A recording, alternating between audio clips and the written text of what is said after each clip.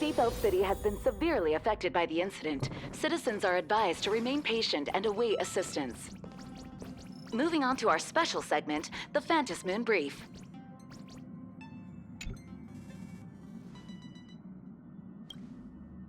You're back! The incident that happened at Full Wish TV is causing a huge stir. Come watch the news! Hello, everyone! Welcome to our brand new segment, the Phantom Moon Brief. I'm your host, Poofy! Hi, everyone! This is your old friend, Snowy! Well then, as the Phantom Moon games reach a boiling point, and for reasons that need no explanation, we are now joining Duo Mention TV to bring you live coverage of the latest and most critical news updates. Yes, we are! And after the director of Full Wish TV and sponsor of the Research Society of Happy Smiles, Full Wish announced that she was joining the Phantom Moon Games! That terrifying tragedy of 15 years ago once again swept through the psionic game! The supplicant debate, slated to take place at the Seafeld TV tower, was cut short when out-of-control Imaginee known as Joy Ascendants appeared suddenly and launched an attack. This Imagenesis plague centered on Seafeld City spread rapidly. Even Full Wish herself turned into a monster atop the Seafeld TV tower. As of the latest reports, nearly 200,000 human and Imaginee inhabitants across plain Arcadia have been affected by the plague. Countless individuals are injured or missing, and total losses are estimated to have reached 8.6 billion credits. And in a chilling echo of the bloodstained games 15 years ago, footage left behind by Full Wish points to the disaster as the work of supplicants from beyond the sky. She identified the culprits as the famed cosmic hero, the trailblazer of the Astral Express, and the wanted criminal, Stellaron Hunter Blade, claiming they were responsible for the tragedy. But a spokesperson for the Department of Aberration Defense said the disaster was planned and executed by Full Wish herself through her organization, the Research Society of Happy Smiles. They added that the investigation will continue and the organization will be shut down. Oh, how familiar that sounds. 15 years ago, they made the same excuses. What is the real story behind this? The Phantom Moon Brief will continue to keep you updated. Over 500 years ago, a prophet made a prediction. In year 1999, a terrifying devil will descend from the sky. Will this prophecy come true? Can plain Arcadia safely make it through this crucial year? We will have to wait and see. Shame on them. How can they just say things like that on TV when it's not even confirmed?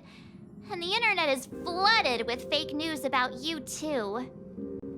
Also, those two hosts, weren't they from Full Wish TV? They were spreading nasty stories about you on the news before. And now look, they've immediately jumped ship after what happened to Full Wish.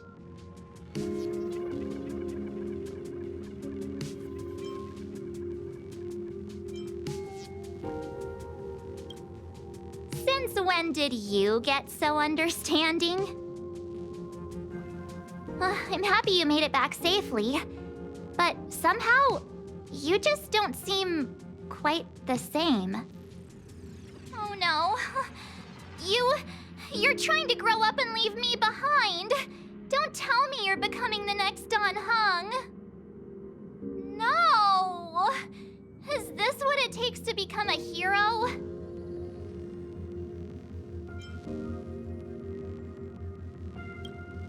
I am so cute and lovely.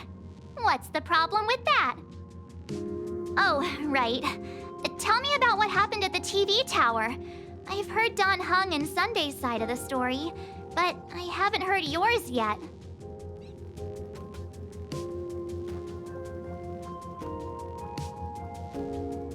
So, Full Wish had people undergo the happiness surgery to implant Shuhu's flesh into their bodies, and that ended up causing this disaster?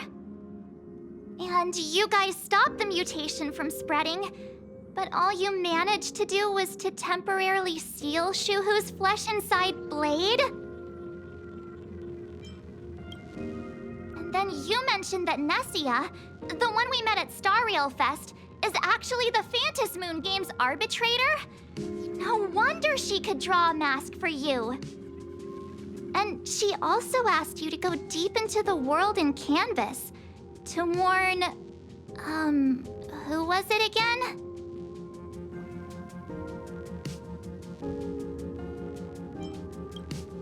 Graphia? Yes, Graphia, Himiko's ancestor.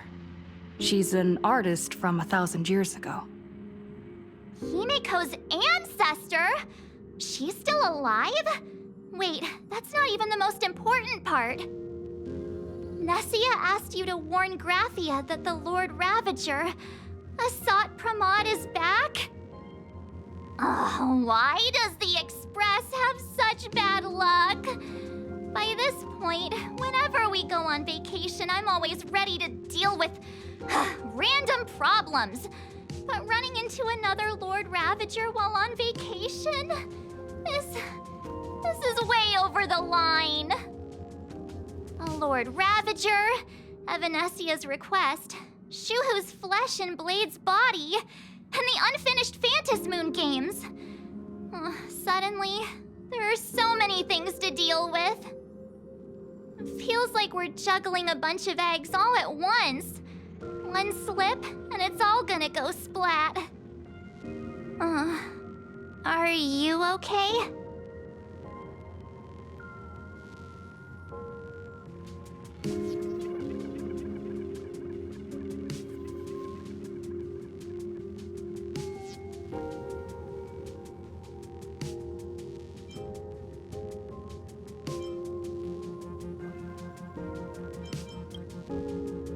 I wish I were as calm as you. I'm gonna go take a minute and collect myself. So many things to deal with right now. Oh, what should I do next? Nah, I've had a long day. I should just get some rest.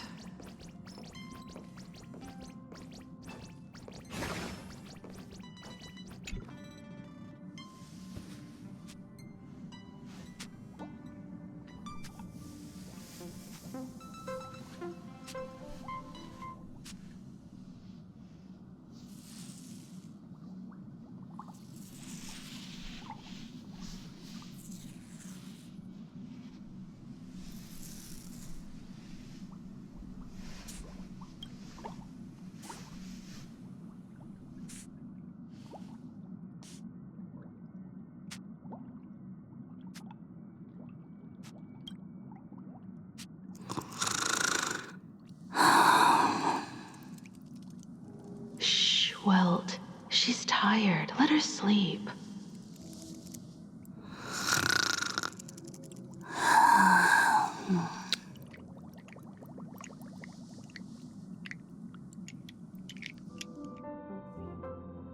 You're obviously tired. I never thought this vacation would become the prelude to yet another major war.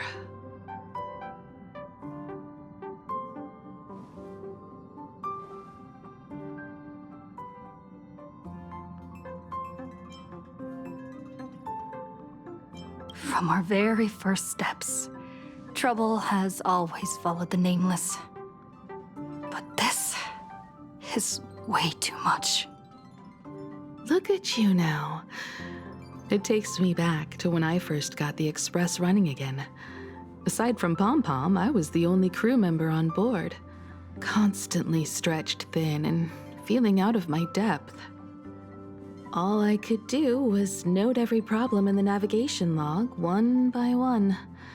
A world's coordinates that needed an update. A glitch in the Express's warp system. The notes were as dense as the coordinates on the astral charts, leaving me completely overwhelmed. Back then, I never imagined the Astral Express would one day have to face a Lord Ravager.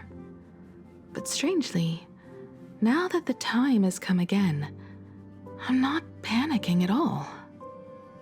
Come to think of it, it's because of you. Because of all of you. Along the way, we have defeated 2 Lord Ravagers. The Nameless who guided me before I set out once told me, "Keep moving forward, and the obstacles that once felt impossible to conquer will soon be behind you. And along the way, you'll find companions who are just like you." I've seen you grow through the Phantasmoon games, becoming someone others can trust and lean on. And I heard the declaration you made atop the tower. I'm truly proud of you. That's why I want to share a story from the past with you. A promise from 15 years ago.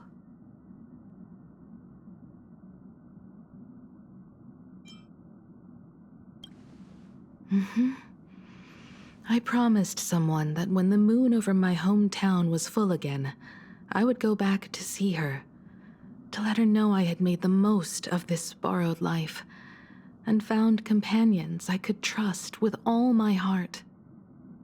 I want to share this story with you all. The story of how my journey began. It's a long story, filled with many memories of my past. I'd also like to invite you all to the place where I repaired the Express and tell you everything bit by bit.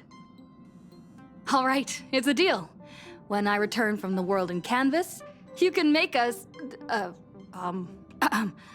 let Shush make us some coffee.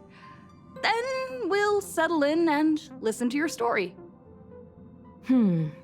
Speaking of the world in canvas, March told me about what Evanescia said to you. Evanessia's request was not made lightly, and she was worried for a reason. Silverwolf saw that Lord Ravager in action too. According to the records from the databank and the IPC's investigation, Asat Pramad's campaigns often span centuries, and the planets he targets all end up destroyed in freak accidents, leaving their surfaces covered in only smiling faces. 1,000 years ago, my ancestor Graphia created the world in canvas. If that was to resist Asat Pramad's invasion of Ahatopia, then could this disaster unleashed through the Phantasmoon games be the prelude to his next invasion?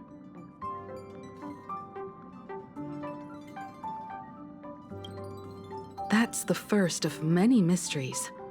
Based on our family history, we are clearly not descendants of any long-lived species. Quite the opposite. The weathering curse has shortened my family's lifespan for generations. What could my ancestor have gone through to still exist today? That too leaves me deeply curious. There are far too many legends about her. It's hard to tell what's true and what's not. Only 2 things are beyond doubt. First, during the Cinderth Age, she created countless Imaginae and sent them into battle against the demon legions from beyond.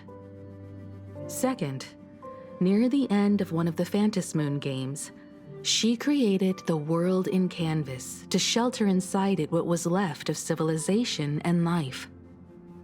Which means she is not only familiar with Asat Pramad, but has also witnessed the manifestation of the Eon of Elation. Nobody knows just how big the plane Graphia created actually is.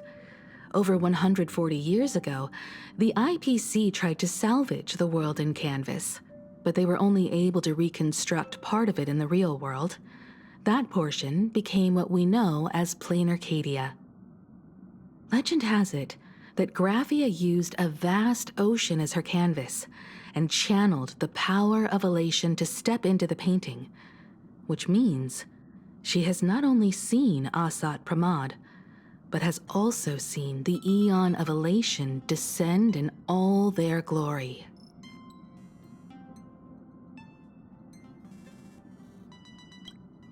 Good question.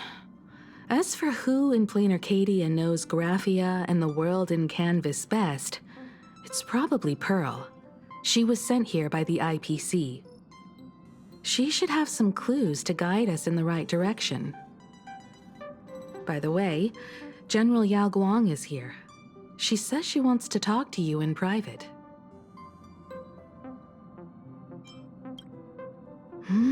I'm not sure if she comes with good news or bad news. She brought a little gift from the Cienjo, though. Mung bean soda. Go talk to General Yao Guang, then. Don't keep her waiting. After that, come to the party car and fill us in on your next move.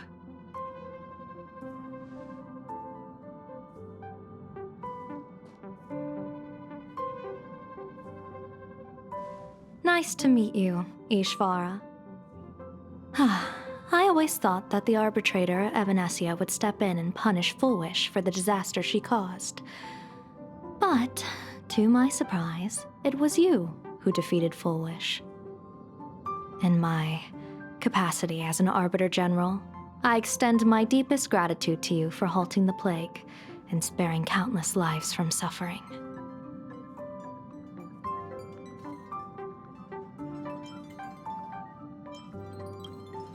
What I am about to tell you is something Evanesia risked breaking the rules to share with me.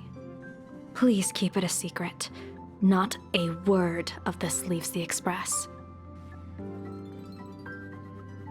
Sealed within Ahatopia's core is Ouroboros, the Veracity.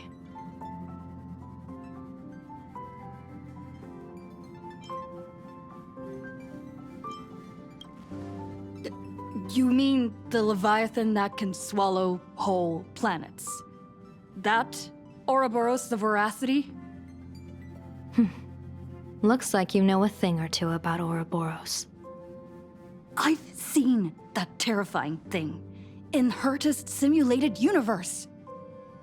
Rumor has it, they were last seen during the era of the Swarm disaster. They were hardly there to aid the Swarm, but rather to attend a cosmic-level feast, in which the Swarm served merely as appetizers, and the planets they passed were devoured as the main course. No one expected them to be here of all places, sealed away on this very planet, after vanishing for years.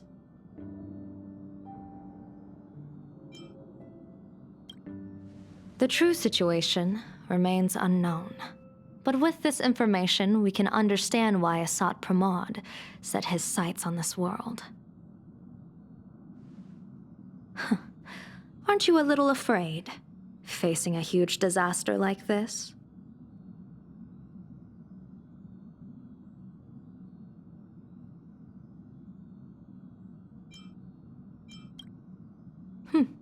That's impressive, Ishvara. No wonder you survived the calamity of Iron Tomb. Fortune follows when fate hits its lowest ebb.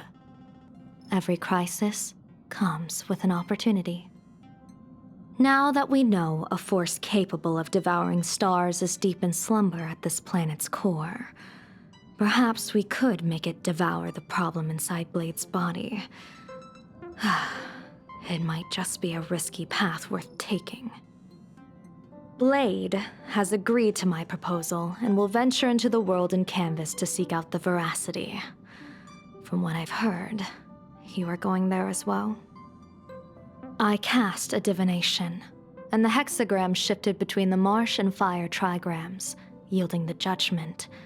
Heaven and earth are separate and apart, but the work which they do is the same.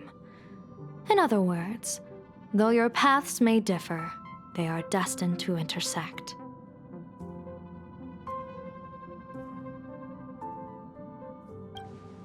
A funeral, or an adventure. Will it be a battle with only a 1 in 10 chance of survival to tear away Shuhu's flesh from his body and eliminate the Cienjo's arch-enemy? Or will it be a journey in which he settles all grudges and never looks back? It all depends on how he perceives it. Blade agreed to my proposal. even though that little Stellaron Hunter girl wouldn't stop objecting. Betting? No, I don't see it that way. We are not chips laid on a gaming table, nor dice tossed at someone's whim. We trust in people, in ourselves, and in those beside us, knowing they can change the course of even the most desperate battle. That belief is what gave you the strength to overcome Foolish. It is also the only reason I stay for this world. My purpose has never changed. I am going to draw the elation into my divination, and overturn a fate marked for great woe. I have a plan for how to handle Asat Pramod if he strikes unexpectedly, but I still need more hands to make it work.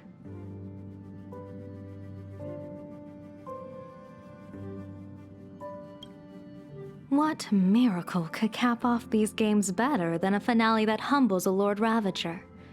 It will be a tribute to the elation. The shadow of the Lord Ravager looms, and from here on, everyone must carry their part of the burden. I will take my leave first. Before I set out, I still want to say a few words to everyone.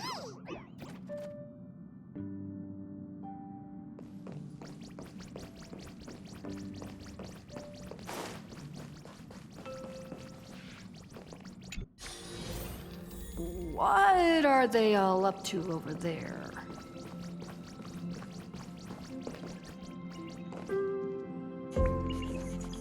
Oh, there you are. We were waiting for you.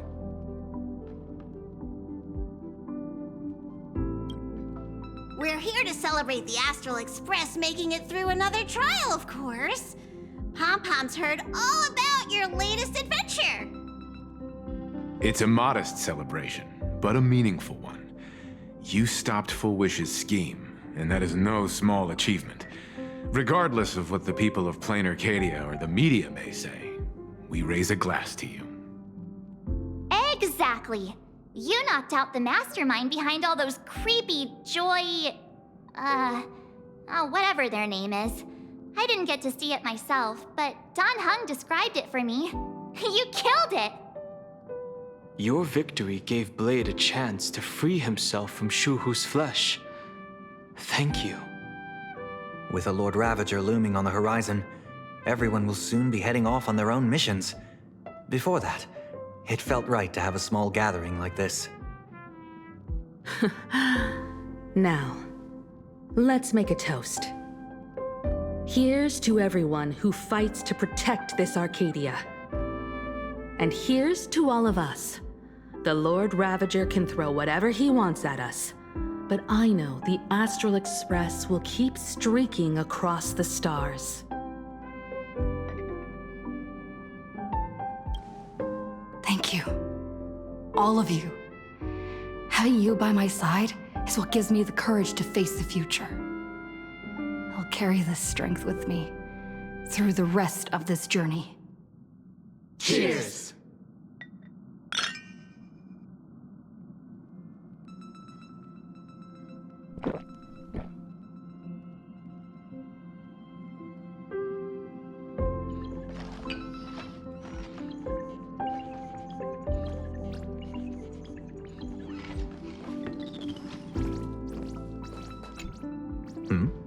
Did you need something? I need a break. I felt worn out ever since coming back from Seafeld TV Tower. Right now, it feels like I'm back in Oak Manor's banquet hall. At those parties, no matter how tired I was, I'd have to clutch my glass and smile, keeping myself calm. Mr. Yang insisted I should get a full day of sleep, but I didn't want to miss the chance to toast with you all. I should thank you for letting me embark on this journey.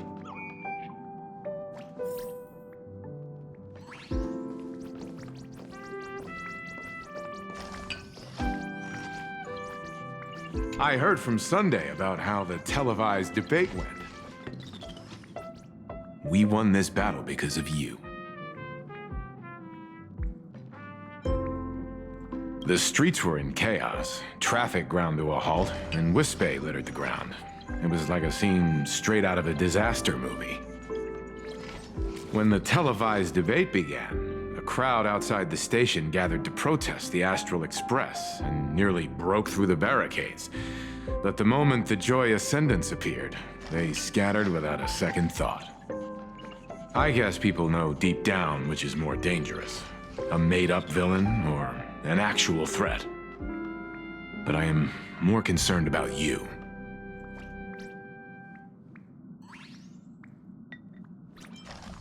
I've seen the footage of your fight with Fullwish. When you returned to the top of the tower, an enormous surge of power seemed to erupt from you. It reminded me a lot of when I saved you at Herta Space Station. Did you tap into the power of the Stellaron?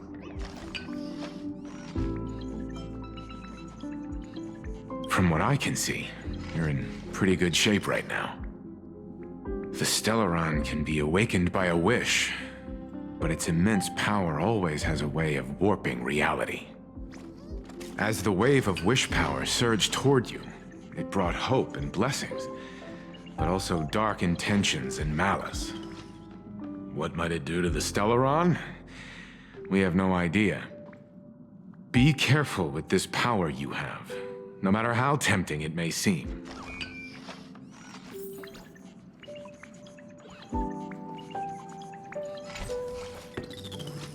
Oh, it's you! Pom-Pom heard you've got a solo mission coming up. Be safe, will you?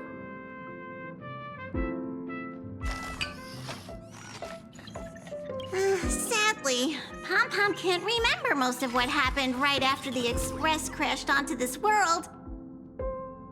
Pom-Pom's memory of those years is like a fogged-up Express window. No matter how hard Pom-Pom tries, Pom-Pom just can't wipe it clean. But it's okay. After passenger Himiko repaired the Express, Pom-Pom got to share a one-of-a-kind journey with all of you.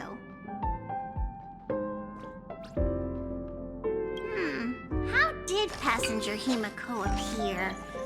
That's odd. Pom-Pom can't remember a thing. All Pom-Pom recalls is having a long and fuzzy sleep, then being woken by a knock at the door. And just like that, passenger Himiko was on board. The day passenger Himiko knocked, it felt like Pom-Pom was waking up from a dream. The Express's heart started beating again, and the lights flickered on one after another. Graphia? Pom-Pom hasn't. But Pom-Pom always dreams of strangers when Pom-Pom's asleep. They seem to be bustling around the Express, and there are soft clinking and clanking sounds, just like the sound of stars twinkling. But every time Pom-Pom wakes up, their faces slip away. Pom-Pom is only left with a warm and comforting feeling, knowing someone had taken good care of Pom-Pom. Safe trip! Pom-Pom will take good care of the Express while you're away.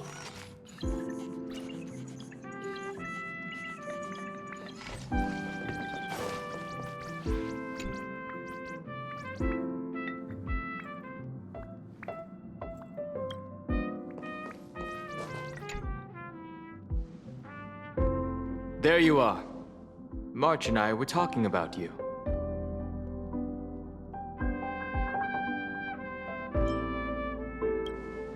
A little. But March is obviously worrying too much. Hey, what's that supposed to mean? I have a reasonable amount of concern for my companions. This trip to Plain Arcadia is the first time we weren't necessarily working together toward a common goal. You dove into the Phantom Moon games. I crossed paths with that relentless old friend and foe again.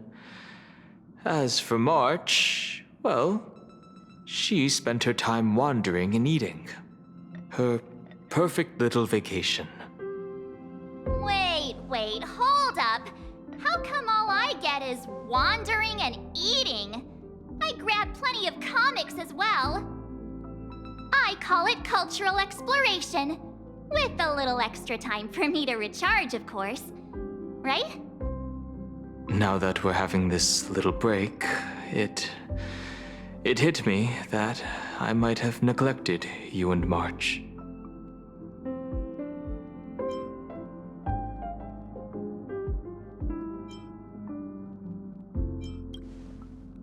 Well said. This vacation has expanded my horizons. And my stomach capacity. Blade has accepted General Yao Guang's proposal. Perhaps he has finally moved on from past grudges and that abundance curse, and is now ready to do something for himself. It's going to be a path fraught with danger, so I had hoped to accompany him for a bit longer, but he refused. From now on, I will turn my attention to this world. Mr. Yang and I have been asked by General Yao Guang to help with setting up some defensive formations. I've got work to do too. Mr. Ashvale wanted someone to accompany him to the tavern to investigate clues about Asat Pramod. Yours truly figured she'd been resting long enough, and it was time to stretch her legs. So I volunteered.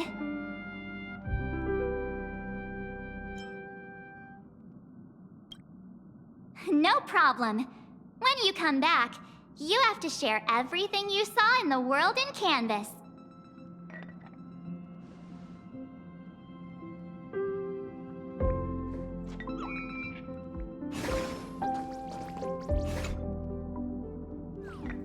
Just in time.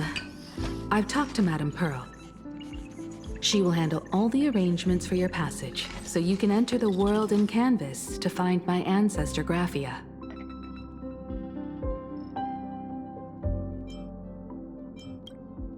This is an important matter. Furthermore, your journey gives her the chance to uncover something she's been yearning to understand for years. The secret to Graphia's art of imagenesis. Once you've fully rested, you may make your way to the dock in Seafeld City. Madame Pearl has a special ship waiting for you there. It will take you to the border between this world and the world in Canvas, a place known as Inkford Hermitage. That's your final stop before entering the world in Canvas, a place to gather your supplies and rest up before you set out on the journey ahead. I know you'll have to go alone this time, but I don't think it'll be dangerous. After all, that realm was created by Graphia, my ancestor. The thought of it makes me feel calm, in a strange but comforting way. If you get to meet her, please give her my regards.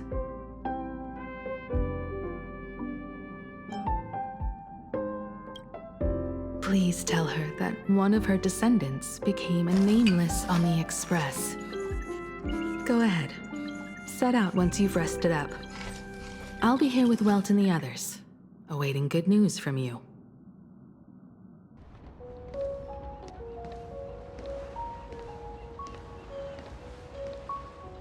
In other words, that woman wants you to take Shuhu and jump straight into the Veracity and leave the rest to the Eon stomach acid?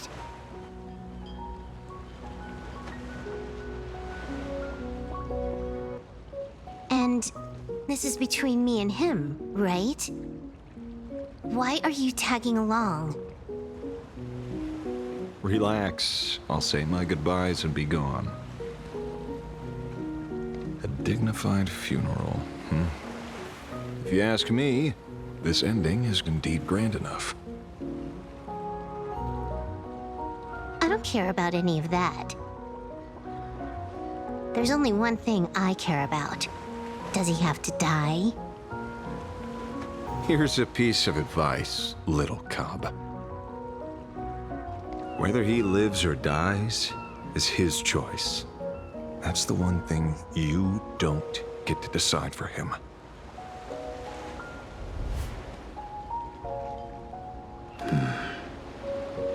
It has landed. What? Nothing. Just a seabird landing on the rocks. A blade forged of mortal steel cannot sever an undying fate. If Shuhu is to be put down, the options are few. And that Leviathan is one of them. In time, people will say this. The culprit of the Juming gave his life for the greater good and plunged into the abyss alongside the abomination.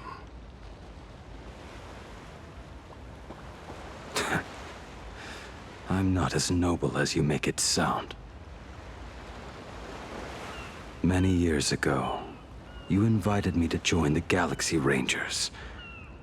I refused for one reason. I'm a petty man. I was never born to carry some greater good. This is between Shuhu and me. Nothing more. Can't argue with that. A Galaxy Ranger through and through. Well then, I won't say anything more. Blade, you sure about this?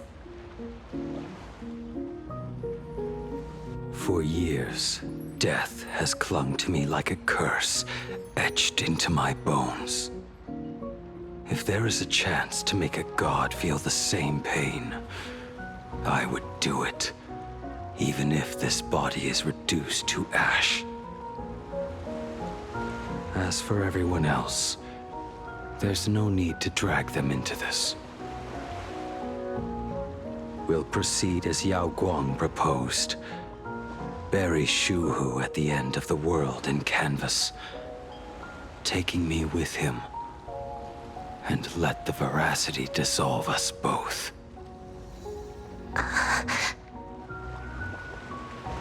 Take care.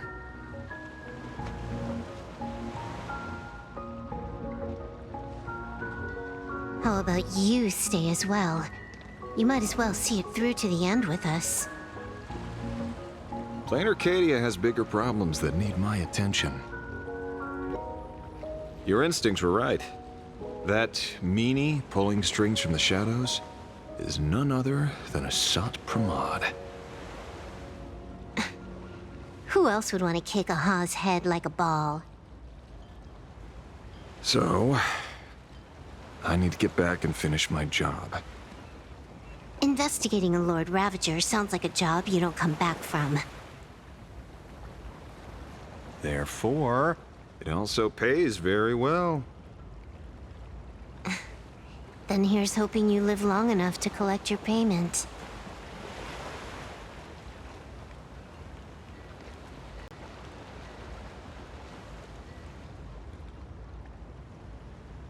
Huh.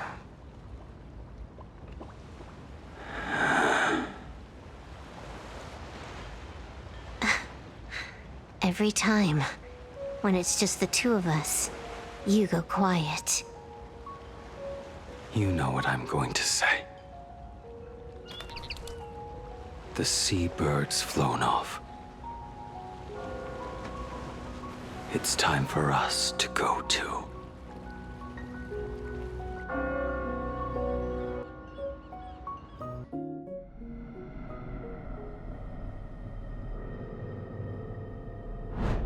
The terror slumbering at the heart of plain Arcadia is Ouroboros. After the swarm disaster, the veracity vanished, never to appear again for more than 700 amber eras. Their last rumored sighting was 500 years ago. History fictionologists claim that Ouroboros lies in wait at the edge of the cosmos, guarded by their children, awaiting the day of their return. I've heard that story before, but it wasn't about the edge of the cosmos. It was Pier Point. They say that the preservation is nothing more than a facade, and the IPC is, in truth, a cult devoted to the veracity. Organic life has quite the imagination. They've said other things, too. That Louis Fleming seeks to ascend as the Eon of Wealth. That the Council of Mundanites are mere hounds of Dr. Primitive. That the Marketing Development Department colludes with the destruction, turning a blind eye to the spread of Stellarons.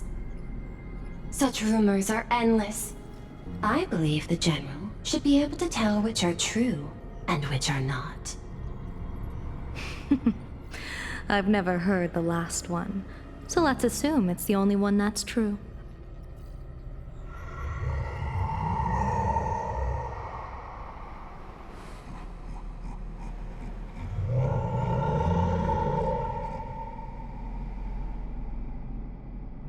Such terrible breath.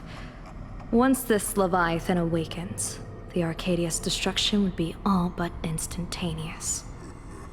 For now, this remains conjecture. The sealed remains appear to be a husk that Ouroboros once shed. Why it's here, and how it's connected to the elation, remain unknown. Yet even a fragmented remnant of an Eon is a threat that can't be ignored. The calamity of the Leviathan must not be allowed to re-emerge in this world. Naturally. That is why I'm here. And it's about time for the two Nameless to arrive. Oh, you're just on time. General Yao Guang, as instructed, warding talismans have been placed at over a dozen sites across Plain Arcadia. My thanks. It was Mr. Yang's talent of creation out of nothing that allowed us to reproduce dozens of plumes and complete the deployment with such speed. Now, with yin and yang aligned, and all four aspects in place, as long as we set up the last formation core, the Decalight reflection barrier will be complete. Using the divine eye of the Spiritus to weave a giant web, one that ensnares countless possible futures. General, have you truly made up your mind? Though Shuhu has been eradicated, the signs of doom have not faded. On the contrary, they grow ever clearer. After much consideration, the source can only be this restless corpse. One crisis is yet to pass, and another is already upon us. The Arcadia's ley lines were already riddled with scars, and now even the ancient tree's seal is starting to loosen. While Evanesia is asleep, someone must take up her duty to guard this place. But defending isn't the way of the hunt. If you don't want to become the prey, you must become the hunter. General, do you intend to go on the offensive and suppress the remains of the Veracity? How could I? The Joy Seeker could barely confine that husk using the Abundance's ambrosial arbor as its cage. I'm not that arrogant as to place myself alongside the gods. I'm not here to guard against an Eon, but against a lesser menace. Lord Ravager sought Primad. This barrier is prepared for him. Asat Primad has been meddling with the game from the shadows. His intentions unclear. We know little about him or the Veracity. By chance, however, a friendly citizen has provided us with intel. Ouroboros' remains are in Ahatopia, aren't they? Silence is an answer in itself. I've seen that reaction too many times. I'm not surprised that you were the first to discover it. You were in the Torn Scroll too. The probability of you noticing was 24%. That's a little low, don't you think? I'd put it at well over 90. What I don't understand is this. There were countless ways to verify your hypothesis, yet you chose the most unconventional one. You bypassed security and broke into the building to confront me in person. What is your objective? This is no confrontation. It's a warning, Madame Pearl. I'm a security officer, and there is only one reason I'm here. While everyone else is fixated on the Phantasmoon games, only the Department of Aberration Defense is watching other places. Like the location where the new Herald of Death case was closed? Correct. The incident involved 4 Daybreak warriors, 3 nameless, 1 detective, and 1 officer.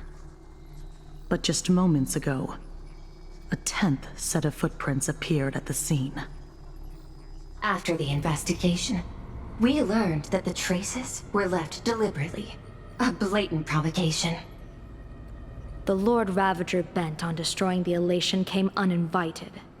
Make no mistake. Plain Arcadia is a stage he chose with care, and drawing the Abundance into the fray was hardly a whim. Our top priority is to dispose of Shuhu's flesh properly to prevent it from falling into the wrong hands and causing another calamity.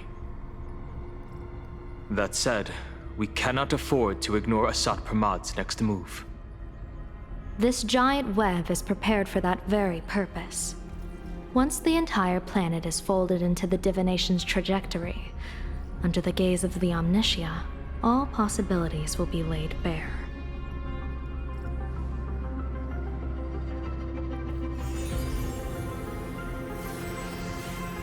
When that time comes, he won't wish to leave any footprints behind. One final question. Why did the Lord Ravager choose to visit this place?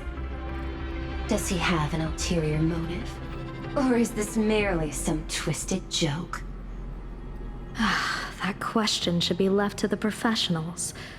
Don't forget, we have a detective who can't seem to rest. Let's hope the accumulation of variables can tip the scales in our favor. And so, the people set out, and the gondola, bound for distant lands, set sail. At the end of the world, the Elation once again declared war upon the Veracity. Hey, frail little humans! Ouroboros split their mouth wide open. Whoever can fill my whole mouth with but a single thing shall receive a reward, my tongue. The fool known as the Shepherd captured a comet, but it wasn't even enough to fill the gap between the Veracity's teeth.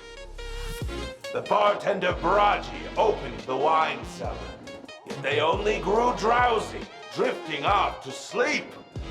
And en route, he crept up to the Veracity's ear and told them a corny joke. The Veracity pondered it for 10 amber eras, then burst into laughter at their own amusement. En route spread his hands and said, "See, I filled your mouth with laughter." Then what happened? Then the Veracity said, "Are you kidding me?" And with that, they opened their gaping maw and tore en route to pieces. What kind of nonsense is that? Those are the facts, my inquisitive auditor. If you want to hear more stories, you're welcome to discuss with your classmates.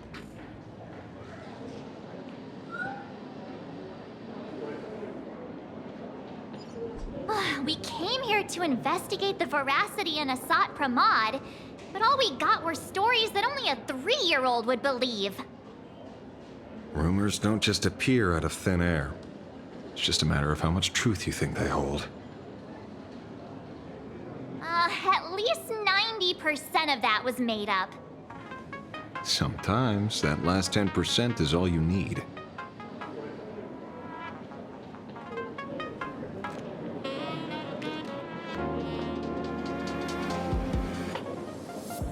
Oh, plenty of bystanders around. Let's hear what they have to say.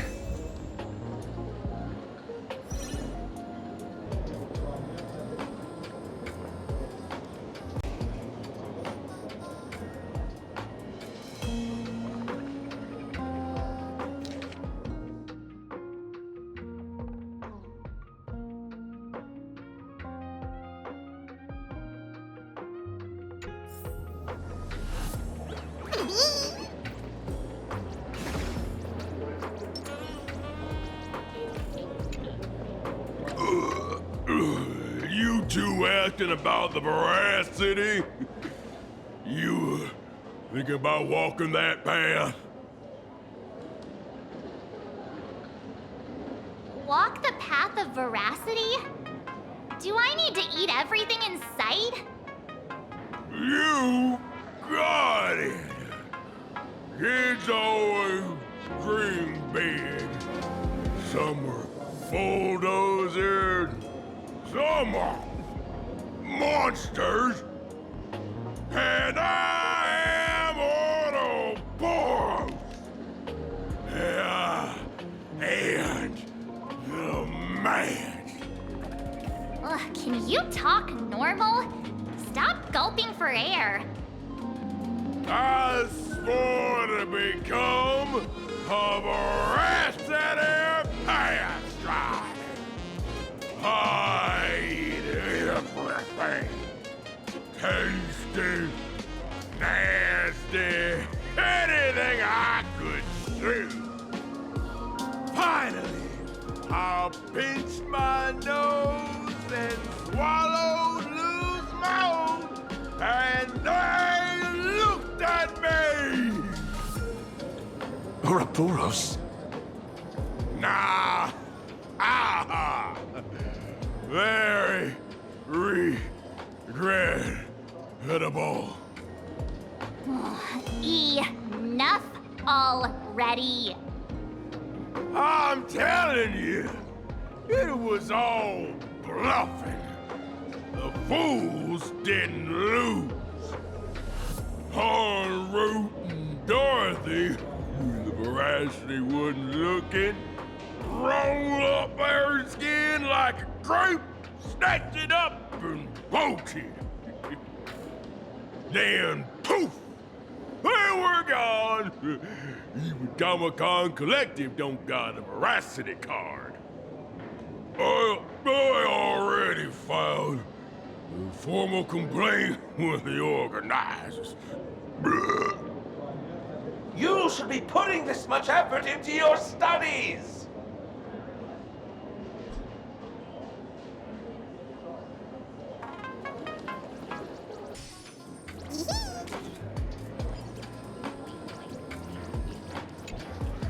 They say a dull pen beats a sharp memory.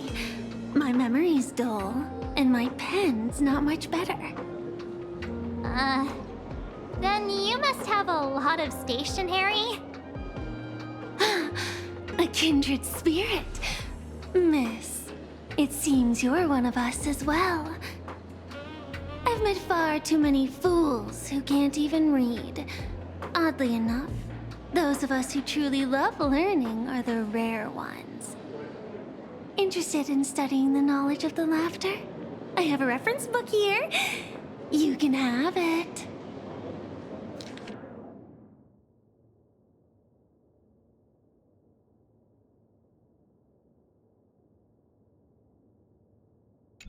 This feels completely made up. But, thanks anyway. Oh, please. Thank the seniors. To compile this book, they offended every eon they possibly could, and narrowly escaped death at the hands of each and every one of them. As for me, I'm just the one who keeps the books circulating. Hey, friends! How was your first day of school? Sparksy's here to pick you up after class. Where were you just now? You opened the door for us and just disappeared. Don't tell me you're up to something again. Oh, still doubting me? You're breaking Sparksko's heart here. That whole foolish thing. I took on every emoji in the tavern by myself, fought them all the way to the end of the world, and even wore my mask down to nothing. But honestly, this place runs on rumors. Aha is being chased by the veracity. Aha chases the veracity. We won't get anywhere following stories like this. Let's go through what we know so far. Mm-hmm. Ooh.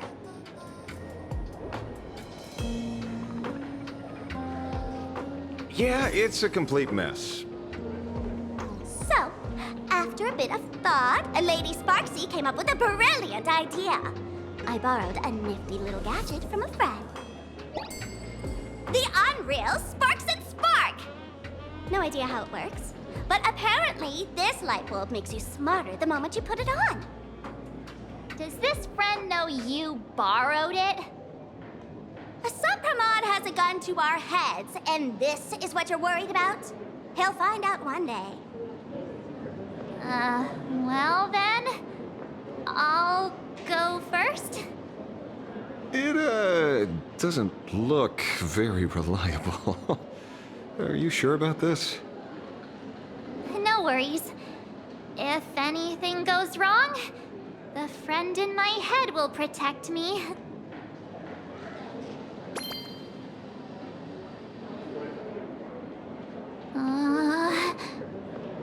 Doesn't seem to have any effect. No, it's working perfectly. I get it now.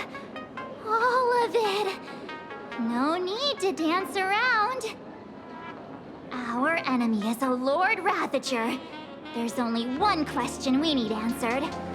How does Asat Pramod plan to destroy Elation? Correction. The effect is very obvious. Judging by Nanook's habit of picking Lord Ravagers, I wouldn't be surprised if Asat Pramod was once a masked fool, and therefore knows Aha's weakness. The Arcadia is like a microcosm of eons and paths. People indulge themselves in fabricated happiness, unable to pull themselves away from it. Many have expressed their concerns. This isn't elation. Aha is playing with fire. A classic social realist deduction. Old-fashioned. Ooh, but effective. We're closing in on the truth. Yes.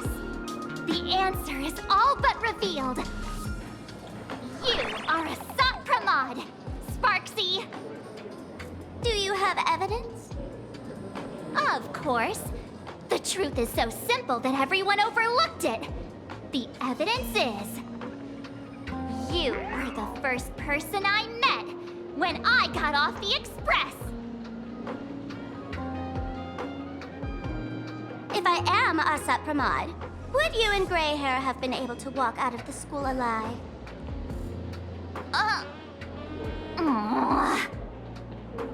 Yeah, fair point. Just take that thing off already. That's weird. I thought I was on the right track. Let me give you a lesson. Deduction isn't about people skills. It's about smart tricks and flawless logic.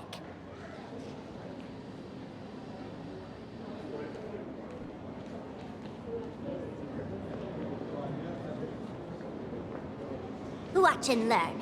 Sparkle, master of the classic whodunit, has entered the chat.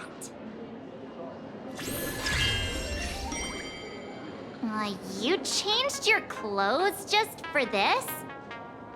First of all, Ouroboros likes to eat. Secondly, whatever they eat disappears completely. Therefore, veracity is also a form of destruction. This is the classic mystery of one culprit, two identities. The one trying to kill Elation is... the Lord Ravager, Asat Pramod, played by the Veracity! What am I even saying? Oh, classic whodunit. This is more like a classic Who's the Dummy.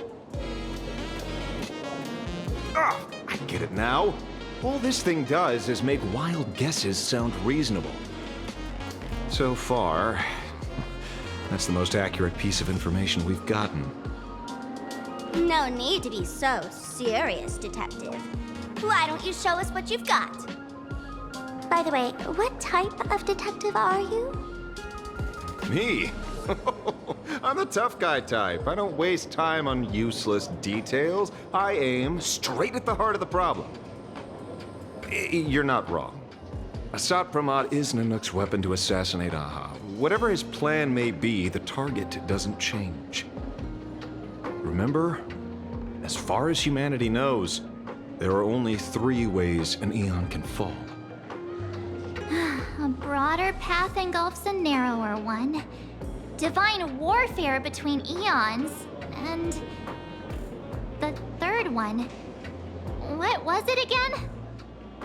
Forcing an Eon to turn away from their own path. Whichever it is, none of it sounds remotely connected to plain Arcadia. So, what makes you so certain Asat Pramod is here on business, not on vacation? Because we folks just dug up one heck of a treasure from underground. And in the stories tied to them, we've unearthed more than a few names worth paying attention to.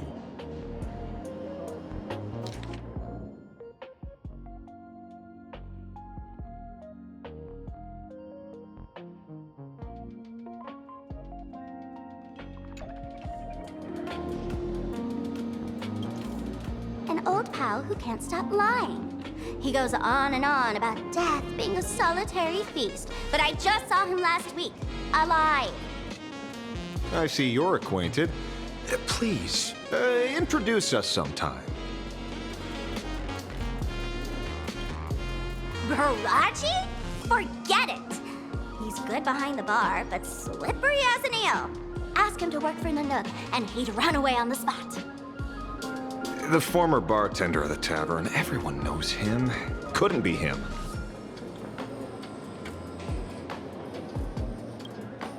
That's just a title. Anyone with a girlish heart can call themselves Dorothy. Between you and me, Director Sparkle used that name once too. Guess when? Looks like this clue has a little value to it.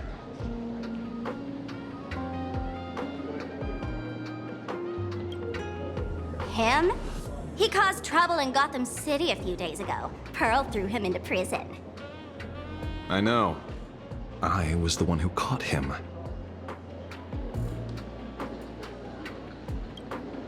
Right. He's the one I can't stop thinking about. The stories change every time, but they all circle back to the same logic. En route, defeated the veracity by some means. You're right. Then who is this en route? Do you know him? En route. Of course she does! Everyone in the tavern knows that name. Long ago, its owner grew tired of jokes, cast aside his mask, and walked away. Some say he became a mourning actor. Others say he jumped into IX's black hole. But none of that matters. What truly matters is that you have my unreal Sparks and Spark. I knew it. Give it back, give it back! That's a big order my client wants immediately. What do you mean, give it back? It just wandered off, and I happened to find it on the way, so I brought it home.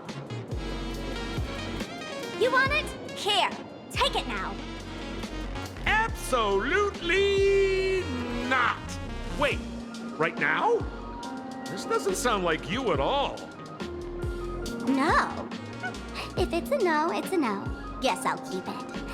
Bye-bye.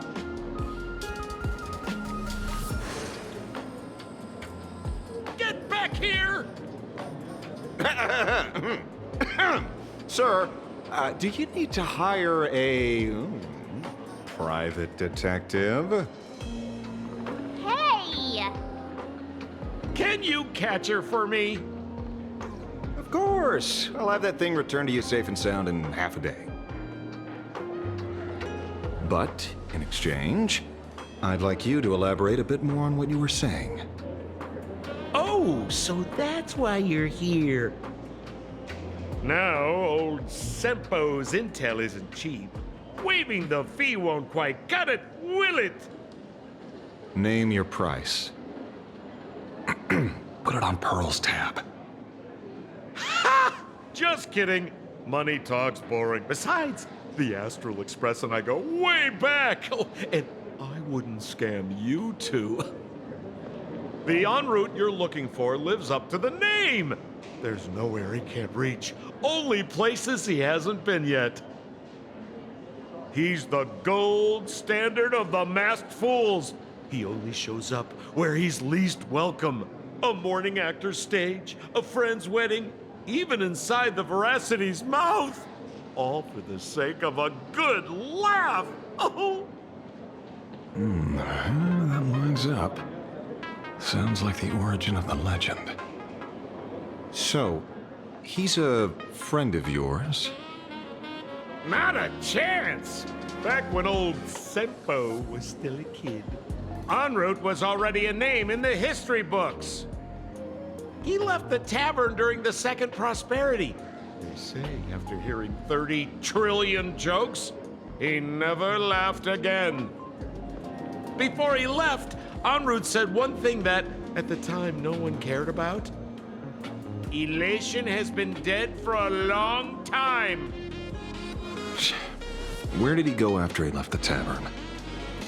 The tavern has 10,000 mouths, all telling different stories. All I know is this. He said he was headed for the true world's end, and then he vanished without a trace. How do you know all this? Oh, I've been around long enough to have my own channels. Just trust old Sempo. And about catching Sparksy? Leave it to me. I keep my word.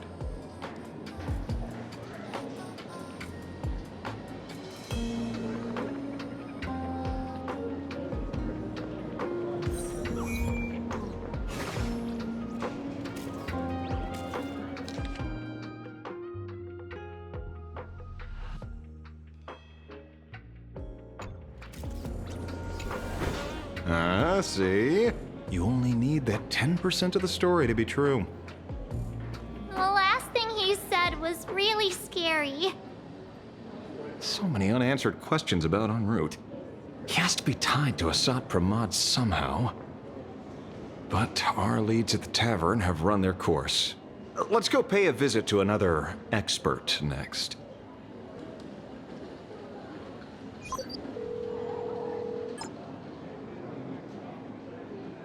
Oh, speak of the devil. Only a Cienjo general could have arranged something like this, I suppose. I'm surprised as well. You've only just left Amphorius, and already you've managed to draw the attention of another Lord Ravager. Miss Ron May? And Miss Ting Yoon? We're here by General Yao Guang's request. It seems we arrived just in time. At first, I only came because the Shenzhou extended an invitation, and it seemed impolite to refuse. Now that I'm here, I see it was well worth the trip. So, let me get to the point. Ouroboros has long been dead. Their death was merely buried beneath layers of secrecy. Hardly surprising. They disappeared after the Swarm disaster, and there are many different opinions on where they went. The Intelligentsia Guild claims the Veracity ate their fill and entered hibernation. I don't buy it. Those scholars are fond of post-meal naps themselves, likely just projecting their own habits. You seem surprisingly calm, which makes sense. After all, the shadow in your right hand is evidence as well. Why don't you tell everyone what happened to the Galaxy Rangers back on Von Walk? Von Walk? Sprightly Von Walk. I've heard there's a particular phenomenon that occurs on that rainforest planet. Plants multiply and grow and are then harvested like wild grass. A cycle repeating every few decades. almost identical to the Phantom Moon games. But how are the two connected? When you hear plants and growth, shouldn't that make you think of abundance? Huh. Wait. It seems you figured it out. By coincidence, abundance is another thing the two worlds have in common. When coincidences pile up, they cease to be coincidences, Mr. Ashvale. No. Leader of the Rangers, Mr. La Mancha. Perhaps you could explain this to our nameless friend? Back on Van Walk, I'd already long since stopped being a ranger. Your conjecture is basically correct, Miss Ron May. You're not the only genius to take life as a subject of study. By the time I arrived, the atavistic experiment was already approaching its final phase. Dr. Primitive had set his sights on an ancient leviathan. Beneath Von Walk's surface, there also lay the remains of the Veracity. You stopped him. The Rangers stopped him. Back then, Mr. N was still human. Now, deep beneath Ahatopia, another corpse of the Leviathan lies buried. If I'm not mistaken, there are countless other worlds carrying out the same ritual. Aha sealed Ouroboros' body among the stars, suppressed it with abundance, siphoned the power of the Path of Veracity, and called it a game. This is what people call the Phantom Moon games. Uh-huh. Why would they do such a thing? You may remember, the Express once delivered a Leviathan's carcass to me. That wasn't the only one in my collection. By arranging remains from different eras in sequence, I discovered something rather intriguing. At a certain moment over 1,000 Amber eras ago, just as Akivili began traveling in pursuit of their ideal, all creations of the Veracity lost the same organ. Their taste buds. What does that imply? The purpose of consumption changed. Be they spawns, depth crawlers, or void-song whales, their genetic markers encoding gustatory organs vanished entirely. Creatures walking the path of Veracity became nothing more than biological black holes, consuming without discrimination. This was not natural evolution. Through the simulated universe, I identified the point of divergence in history. A concept had disappeared from the path of Veracity. Consider this. What do taste buds provide? Yummy flavors? Precisely. Savoring something's aftertaste is an act of elation. So Aha stole the original Prima Mobile of the Veracity? The simulated universe proves nothing on its own, but the primal desires of life have always been entangled. Think of it as my intuition. The conflict between the eons of elation and Veracity stretches all the way back to primordial times. How many people know about this? There used to be 2. I only told Yu Qingtu. Now, there are 5. After this, I can't be sure. Exploit the old conflict between Aha and Ouroboros to ignite a divine war, or allow intersecting paths to devour one another. Of the 3 known ways to kill an eon, the Arcadia fulfills at least 2. Now who still thinks Asapraman is here on vacation? But you still haven't explained where it came from. You mean the shadow? It has nothing to do with Funwalk. Oh? call it a twist of fate. This isn't my first encounter with the Astral Express, nor my first time dealing with a Lord Ravager. When my home was destroyed by Zulo, I had a brief encounter with a former navigator. A navigator of the Express? Yes. Starseer, I see. He'd already retired by then. He was the one who told me about the Shadow. According to IC, it was one of many remnants left behind when the Express first carved paths along the edges of the cosmos. I led the Rangers to suppress the Shadow and devised the plan to assassinate Zulo. But I never learned why it was there in the first place. Don't you find it strange, Mr. Ashvale? Strange?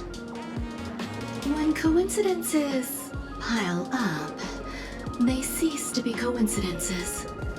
Like an experiment with results that are too perfect, it's enough to send a chill down your spine. If you don't mind, let's walk through the whole thing once more. Earlier, what did you two uncover in the tavern? Someone suspected to be a Sat Pramod knew about the Veracity secret. Before disappearing, he said he was headed for the end of the world. And then? Who did he say the Shadow belonged to? A former navigator. The Shadow was a remnant left behind when he charted the cosmos. If the world's end isn't the tavern, then where is it? I don't know if anyone can answer that question. Not even Akivilli. Wait. Don't tell me. En route only goes where he isn't welcome. After leaving the tavern, he went to the Astral Express. The detective game is over.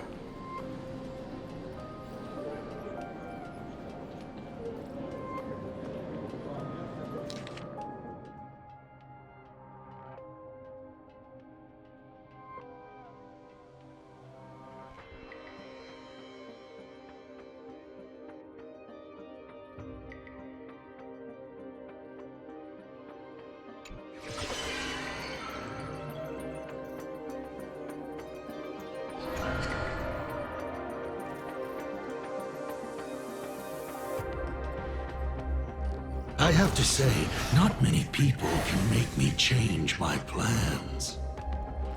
Whether in the past or present, you've always been one of them. So, it is you.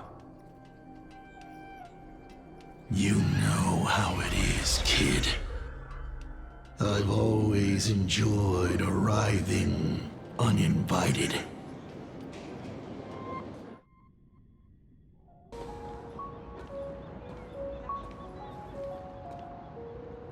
Pearl said she would arrange a ferry to pick us up at the Seafeld City dock. The place we're going to holds clues about Graphia. Really? It is an honor to, well, shall I say, be of service to you again. To be honest, when Madame Pearl invited you to visit the Perlux Tower, I was supposed to be your guide.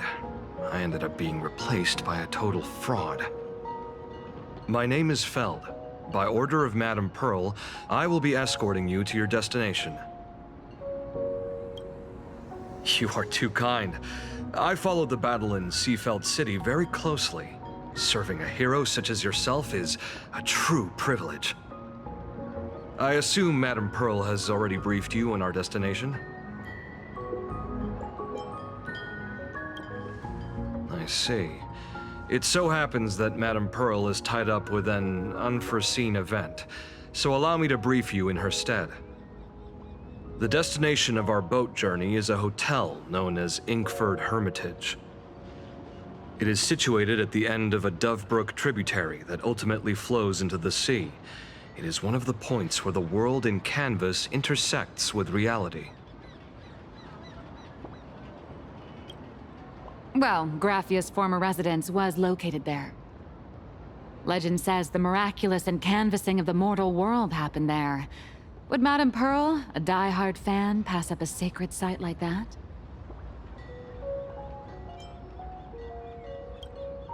Word is that Madame Pearl just flicked her wrist, signed a check with an astronomical figure, and bought the whole plot of land.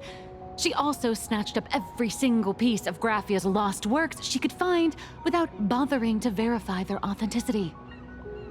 Whew, I guess money really does let you do whatever you want. That's not even the half of it. I don't know where her obsession comes from, but she's dead set on the idea that Graffia is still alive. If she gets even a whiff of anything remotely related to Graffia, she's got her people on it at the snap of a finger. But all they could find were Imagine knockoffs, random, pretty redheads based on nothing but imagination. I bet her reaction went something like this. Objective. Locate the original. Error. Detecting excessive quantity of low-quality merchandise. You! I remember you! You're that fraudster from Perlux Tower! Perlux Tower? I've never set foot in that place in my life. Oh, I know it's you! I've seen the footage. You're wearing the exact same outfit. Oh, a slip-up in an otherwise perfect plan. Relax. Your job is safe this time. Cut it out, you scoundrel! You can't talk your way out of this. Who exactly are you?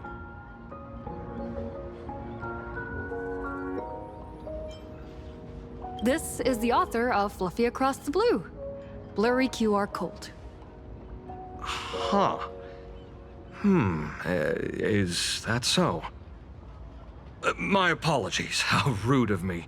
Miss Colt, it's an honor to finally see the face behind the work. Please pardon my yelling. I didn't know. No worries, no worries.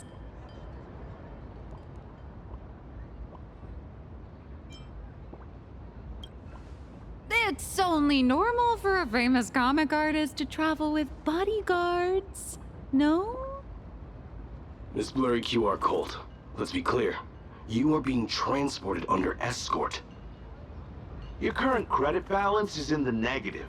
Madame Pearl has offered you a lifeline by asking you to complete the next volume of the Fluffy.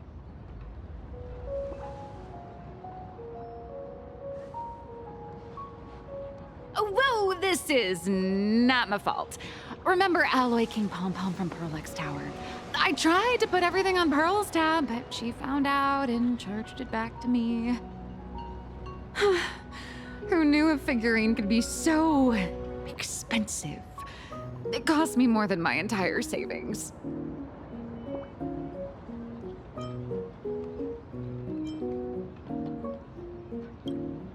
I went all in on learned coins. There goes my licensing fees and royalties. I lost every single penny. So you're escorting her to, shall we say, an intensive creative retreat? Correct. The objective is to deliver the manuscript and clear her debts. The estimated duration is 56 days. Hear that? It's not a hotel. It's hell, where you get whipped for not finishing your scripts on time.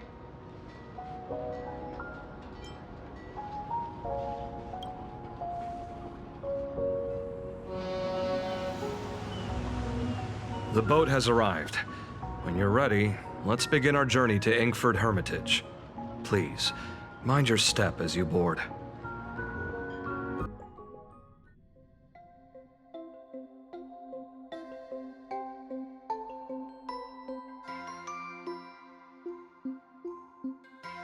We have arrived. This is the snowy shore of the canvas world, Inkford Hermitage. Oh. Are those Wispe floating on the water?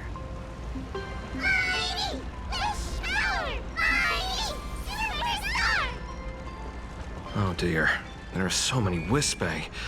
They are blocking the boat's route. But no need to panic. Please follow my lead.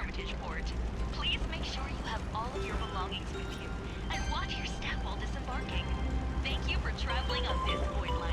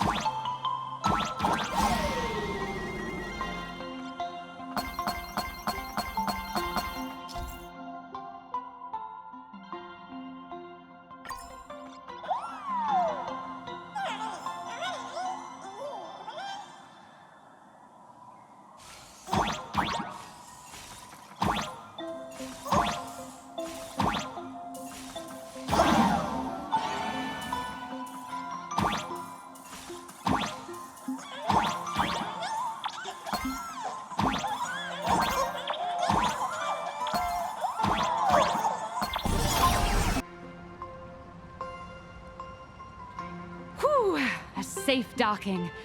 For a second, I thought we were going to hit an iceberg or something.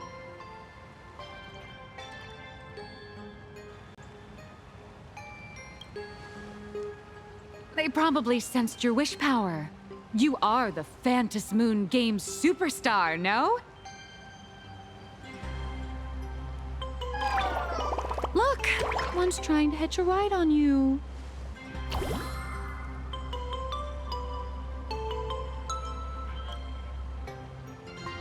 Must have been when we came ashore. Oh, what a devoted fan.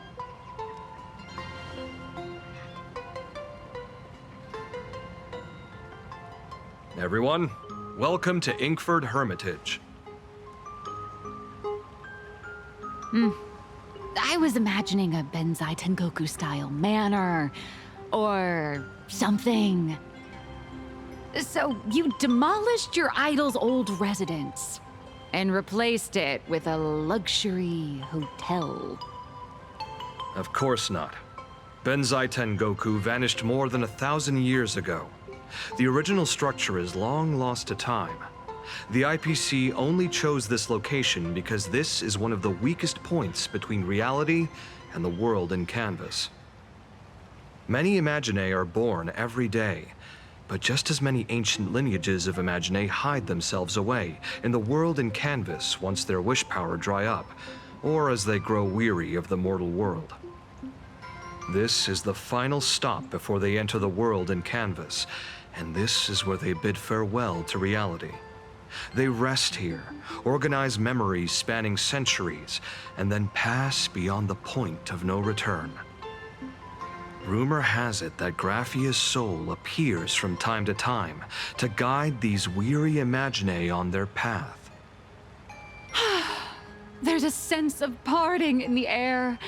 No wonder the soul of the mother of Imagenesis feels an attraction for a creator. This must be the finest well of inspiration. Miss Colt, now that you're in this well too, you ought to make the most of it. Let's go. I'll lead the way.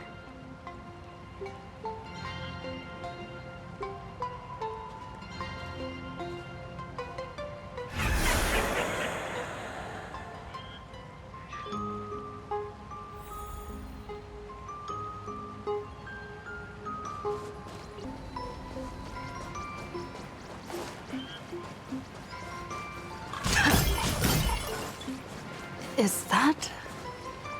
Ah, the golden tree in the distance. We call it Myriad Wish Grove. It's said that it shares the same lineage as the sacred trees on the floating island of Seafell and the Phantom Moon courtyard.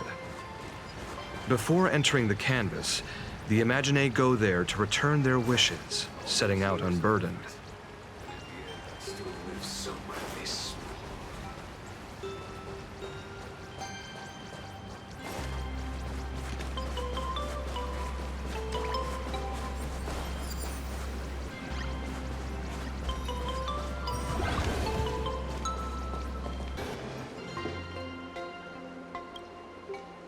We have arrived.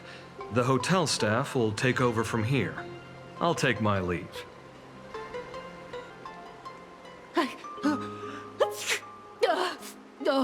It's freezing. It's cold enough for a typical snowstorm mansion murder mystery.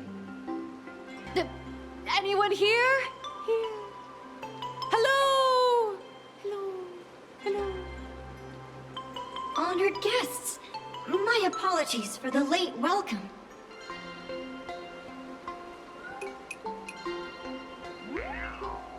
Oh, no wonder it's so cold.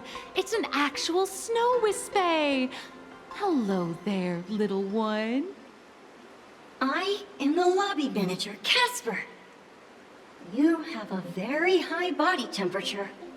Please, try not to overheat the room. Allow me to introduce myself. I am the popular comic artist, Blurry... the former comic artist, Miss Nihilux. Oh, my true name is gone, just like that. Oh wait, did you say former? The big shots upstairs gave me a heads up. You are now an asset of Perlux Corp. You'll be staying here until you finish your next volume.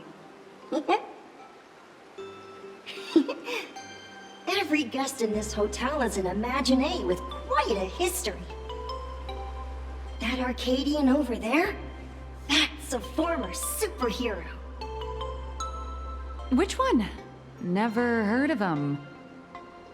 That one over there is one of the oldest strangelings. They're a former Kappa. These days, they work as the hot springs manager. A Kappa? Didn't that lineage of Imaginae go extinct when the IPC first arrived? There are still a few survivors that slipped through the net. As for Casper myself, I am a former frost giant.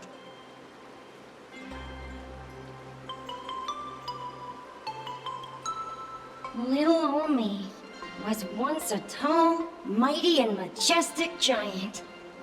Of course, that was back in the Cinder Age.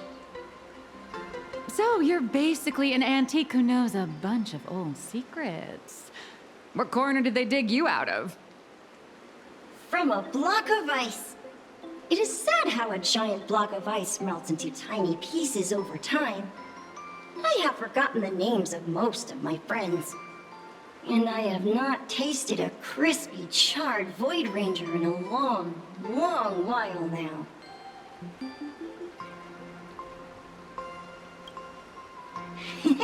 Indeed, another glittering nameless. Another? How's that? That is a secret.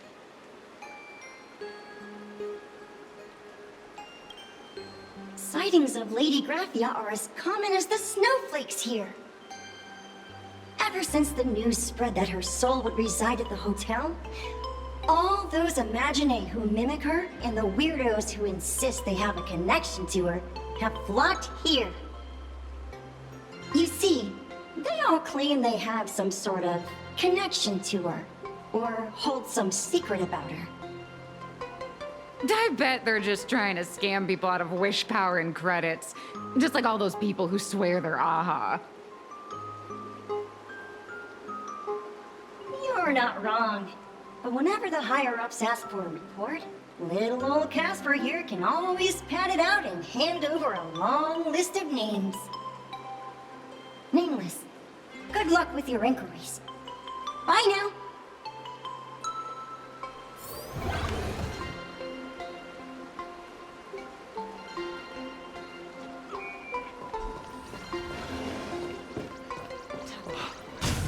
heard Graphia. You can see me, and I shall hide no longer. Indeed, I am Graphia, the sovereign of all paintings, the source of all schools, the mother who birthed all Imagine. Unfortunately, my wish power is spent, and I can no longer weave my imagination arts. But you and I share a fate, with just a few wish bays to aid me. I am Graphia. If you're giving away wish bays, you should give them to me. No, I am Graphia. Does this red armor not make it obvious?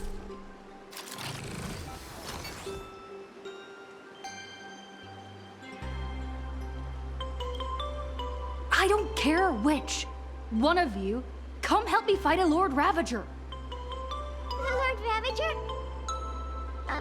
To be honest, we are Graphia, but we're not Graphia.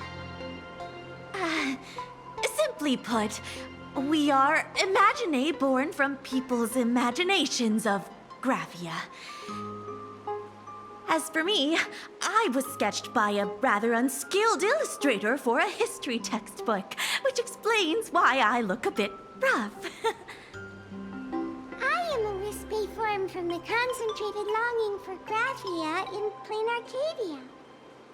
I am the armored goddess Graphia from the 52-episode animated series Apocalypse of Ashes, Mecha Wars. Care to witness my signature move? Dance of the Inkblade.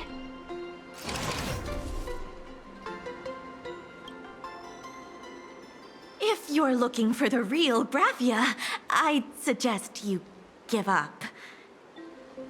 I've seen countless Imagine on the verge of exhausting their wish power, begging the mother of Imagenesis to extend their lives with her paintbrush.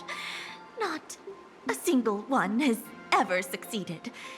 In the end, only those of us making a living off the Graphia brand are left. When it comes down to it, she's nothing more than a legend. Who knows? Maybe the IPC made up some story to boost the hotel's revenue. I mean, the Cinderic Age was over 1,000 years ago.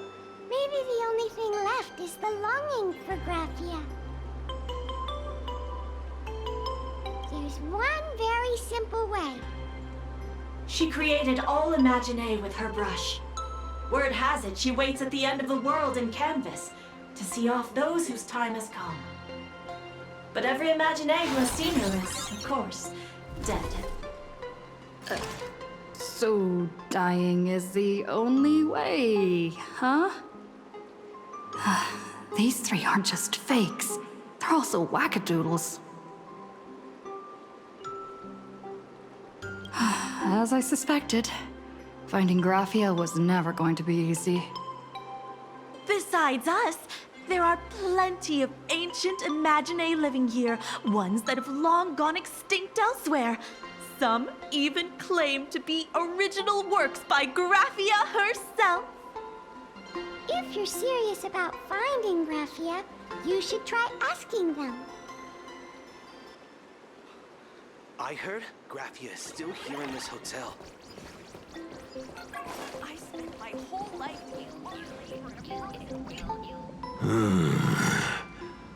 I sense more stray thoughts and disturbance in the water. The Imagine of today are far too restless.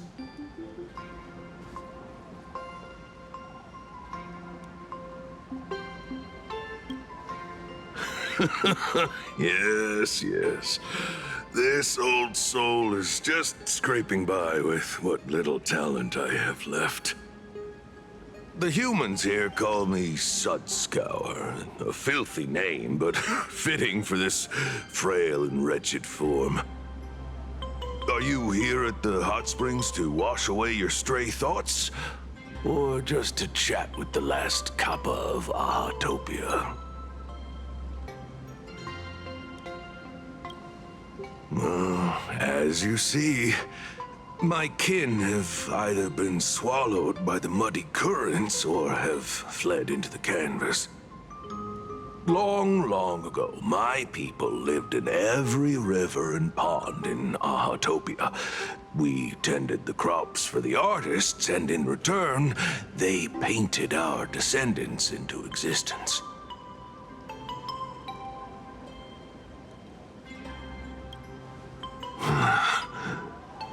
It is hard to leave one's homeland. Even when my kin have entered the canvas, even when the waters here are no longer clear, and even when the new Plu tribe has replaced us, this is still my home. It needs someone who remembers the old days. As long as I remain, the Kappa line is alive.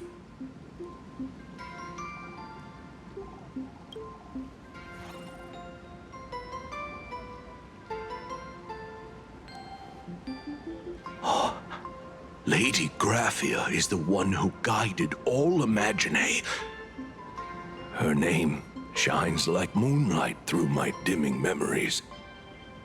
Back then, the demons from beyond swept in like a dark tide. The filth and flames they brought could turn even the clearest stream into a toxic swamp. We Kappa were weak and could only shiver at the bottom of the rivers, but it was Lady Graphia who found us.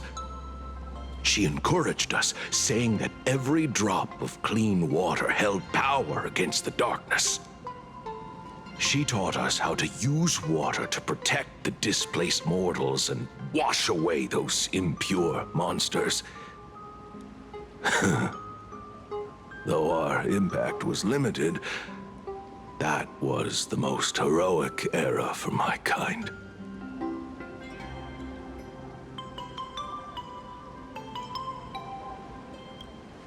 Well, as long as the world in canvas exists, Lady Graphia must as well. There is a saying that if one who is weary of the world prays to her with true devotion, she will arrive on a ferry to lead them into the canvas. If you seek clues regarding Lady Graphia, you should visit the mountain behind the hotel. There are atonement statues left by Imagine there, filled with their prayers.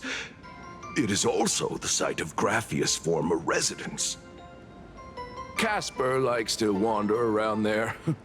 He is a strangeling far older than I. Perhaps if you play in the snow with him, he might show you the way.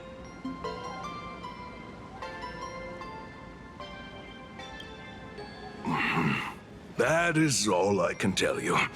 After all, I am just a stubborn old Kappa, trying to keep this one pool of water a little cleaner.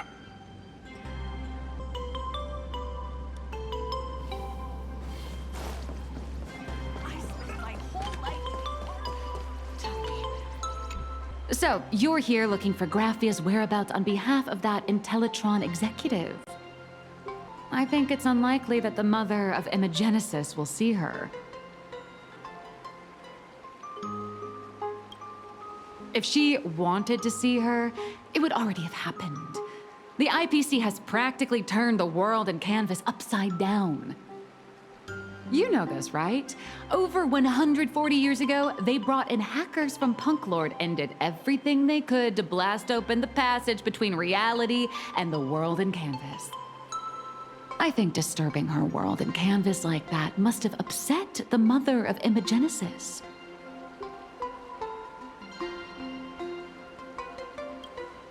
A friend of Graphia's? Just how long has that person been alive? So that friend wanted you to find Graphia, but they didn't tell you how.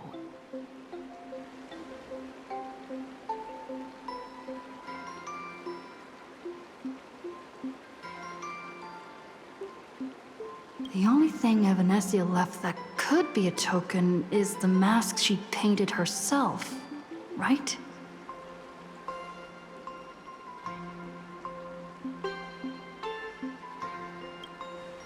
Normally, I'd suggest you play that little snow puff ball for info.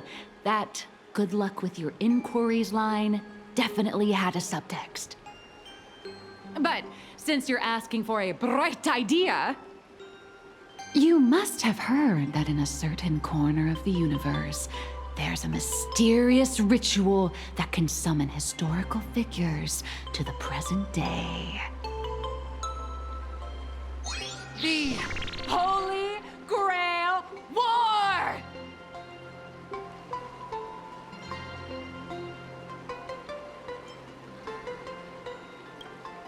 Oh, right! That was your big adventure in Penacony. Oh, how nice. I hope Plain Arcadia holds one too. Then I don't need to explain the method. First, we need a catalyst. Do you have Graphia's brush or palette? Doesn't look like it. No matter, Miss Cult has got you covered. We use ley line resonance. This hotel is built on Graphia's former home. It still has a connection to her, like that vibrant golden tree.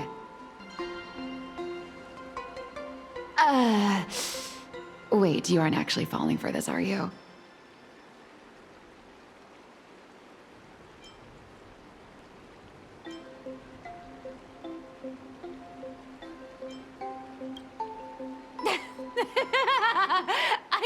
I was just kidding. Sorry. I was just trying to lift the mood. Oh, honestly, I'm a chronic deadline misser who can barely save her own skin. How am I supposed to help you? I've heard enough. Break time is over, Miss Nihilux. Now that you understand your situation, stop wasting time. Start drawing! I just checked in, and I have to work already? I'm not some fully automated painting Mechatron. You do know that, right? A Mechatron can run for hundreds of hours straight. You cannot. That's exactly why every second counts. Now right this second, start increasing your value as a quality asset. Hey, wait! This is kidnapping! Little raccoon, help me!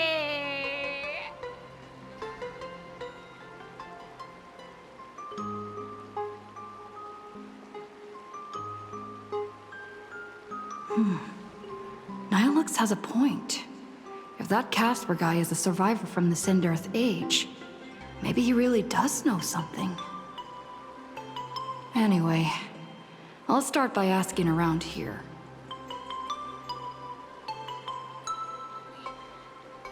Is there still a chance for me to return? I spent my whole life.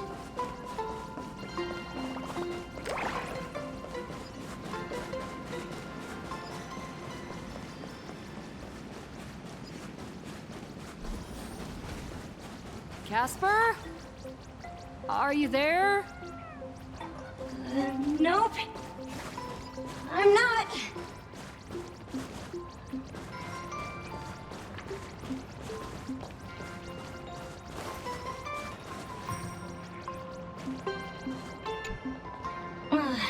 You found me, current nameless. I knew you'd come to ask about Lady Graphia. But if I try too hard to remember things from such a long, long time ago, my soft, squishy head starts to throb, and then I start melting. Drip, drop, drip, drop. So much of my memory feels like it's shrouded in a blizzard, and I can't see anything clearly. I'm sorry, but I don't think I can help you.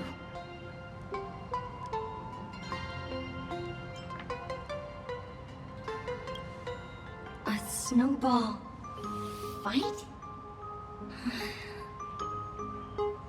The game, the name, it feels so familiar. It feels like I had snowball fights every single day a long time ago. Shaping the snow into balls and flinging them at whatever strange intruders came barging in. Well then, come at me, Nameless. I'm a snowball fight veteran. I won't lose.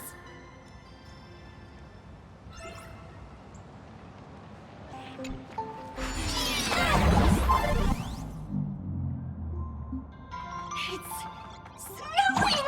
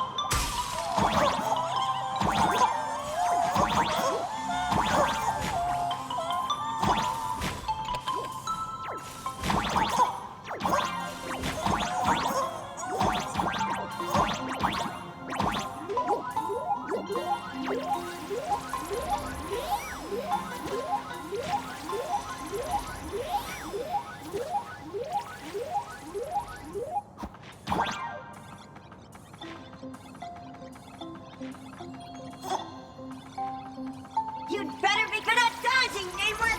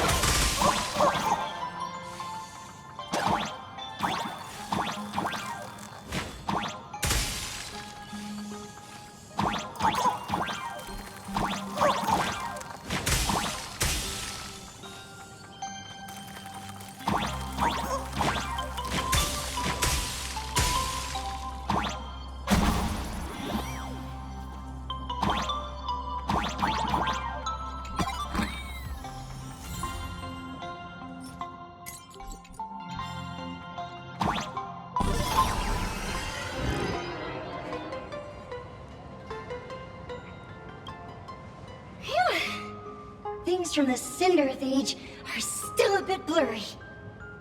But I definitely met Lady Graphia. I had snowball fights with her. She was a great painter who led us in snowball fights. She'd even paint portraits for everyone. Back then, when we wanted to see her, we'd go to her doorstep, light the ground lamps, and shout, "Snowball fight!"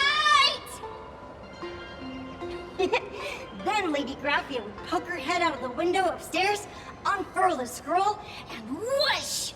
Slide right down into the snow. Then we'd have snowball fights against the Void Rangers together, under the giant moon.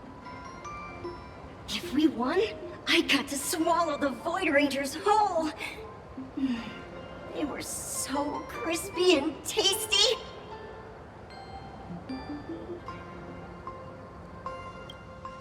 There was someone else. Just thinking about them makes my blood boil. He was a snowball fight master. I remember one time, 8 of us teamed up to challenge him. But that guy knocked us all down with his snowballs like it was nothing. All from so far away. 6 of my friends were lying on the ground, feeling beat. Losing the game got everyone so down that no one uttered a word. As for me, I think I got hit right in the neck. I saw my own giant body thud onto the ground, and my chin felt ice cold. 8 people? In the Phantasmoon games? Perhaps Snowball Fight is a euphemism for the Cinderth Age Wars? So, in that round of the Phantasmoon games, Graphia must have fought a terrifyingly powerful opponent. It seems only she and Casper survived the fight. I saw her once. Just once. By then, Ahatopia had already been transported into the canvas. It was so quiet and lonely. I couldn't find my other 6 friends, but I remembered where Lady Graphia lived. So, I went to her front door again, lit the ground lamps and shouted, "Snowball fight!" It felt like only a second had passed. Just the blink of an eye, yet somehow it also felt like forever. At last, I saw her drift out. She held me and cried, saying, "I'm sorry, and you've done well," over and over. It was just one lost game. We could have just won it back some other time, but that was the last I saw of her.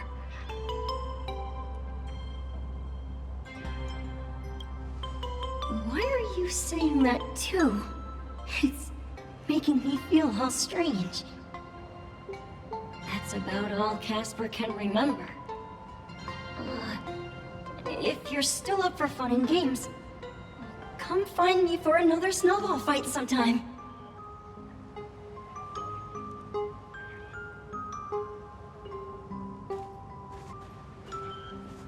So, to summarize, Casper likes to light the ground lamps and call for her near Graphia's old home. Now, where can I find those ground lamps?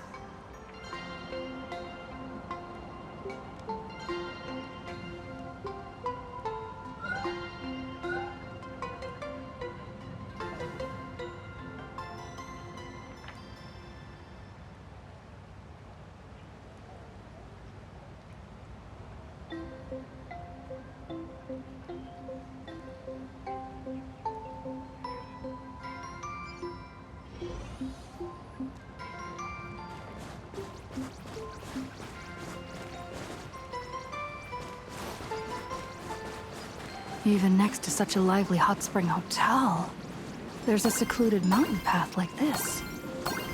Oh, these atonement statues all look like small animals. I should find a prominent spot for the ground lamps.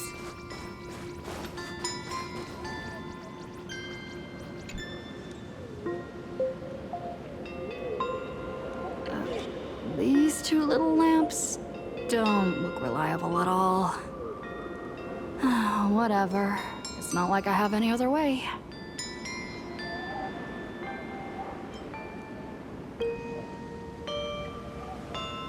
Who dares disturb my 1,000-year slumber?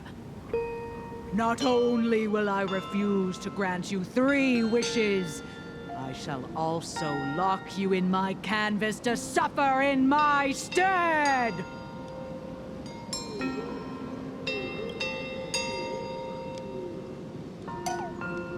Thanks for the invite. I'm not quite dead yet, but I don't feel alive either.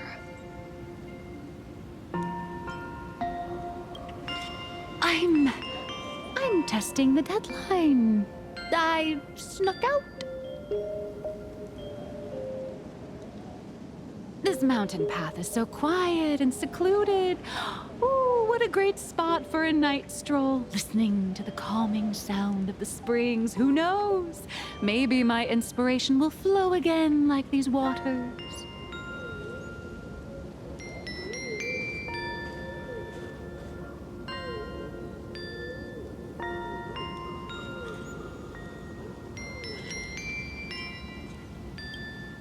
Give me a break. I really am just looking for inspiration out here.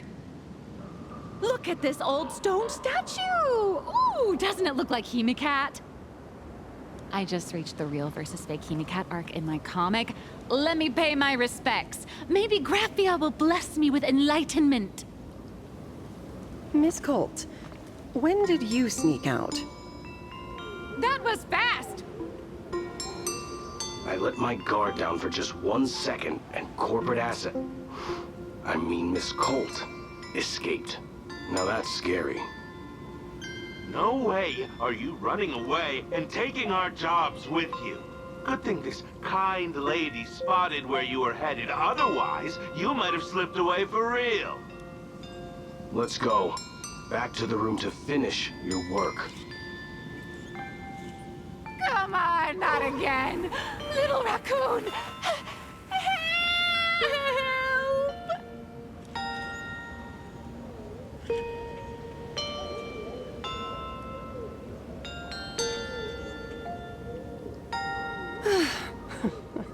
Being an artist sure is grueling.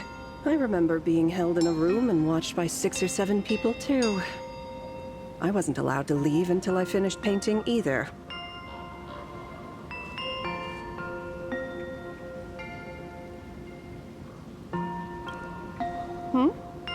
You're asking me? Weren't you the one searching so desperately for me? My name is Murata Graphia, guardian of the world in canvas. It is a pleasure to meet you, nameless of the Astral Express. You're saying you are Graphia? Huh. She really does look a lot like Himiko.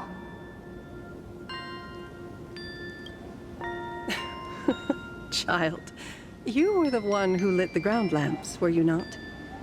If memory serves, that was the secret signal my old friends used to call for me. I simply answered the call, yet you doubt my identity. How strange.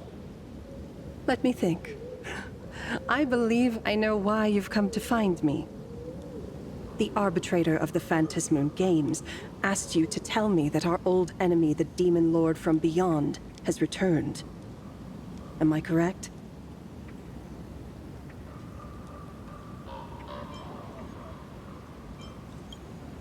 Since Ahatopia's in canvassing, Evanesia and I agreed to guard reality and the world in canvas separately, never to meet again. But over the past 1,000 years, I often hoped we might reunite in some way. Who would have thought, when word of her finally reached me again, there'd be no warm greetings, but instead only an impending crisis. You must have many questions.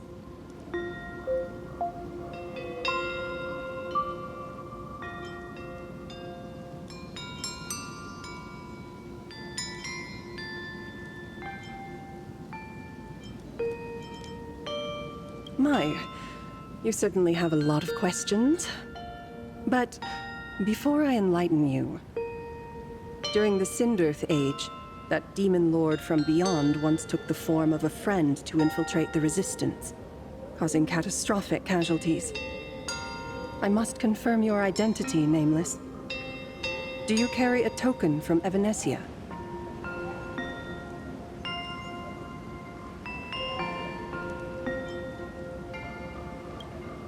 She painted a supplicant's mask for you.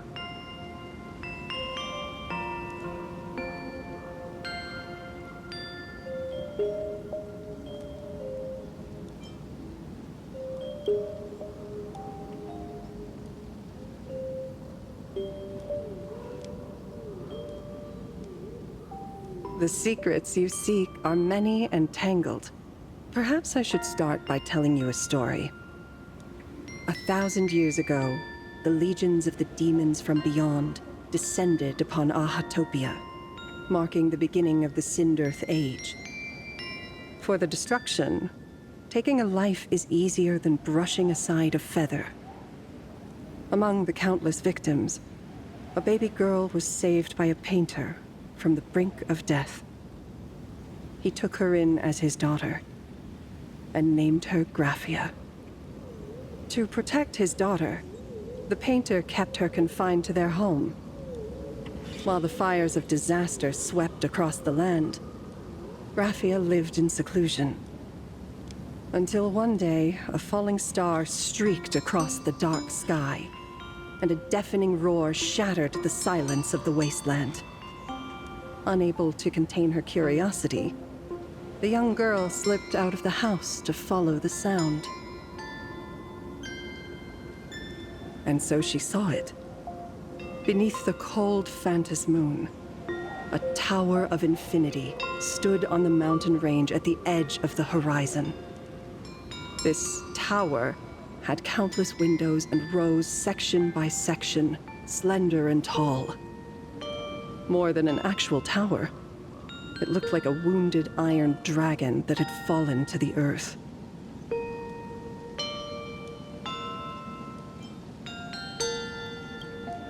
Indeed.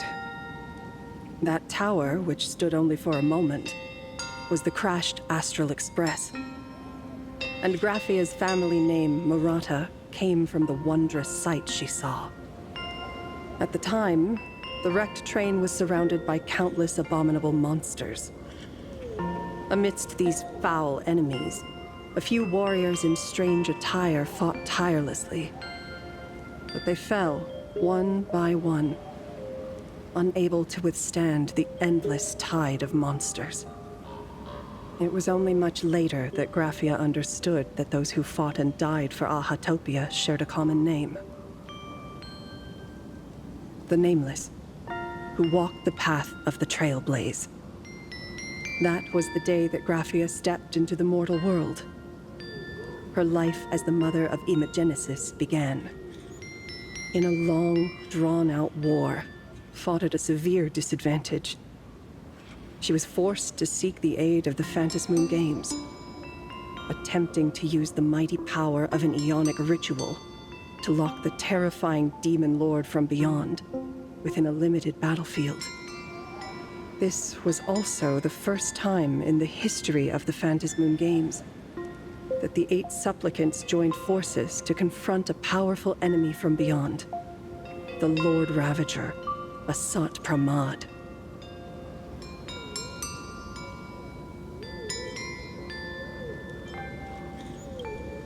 She lost.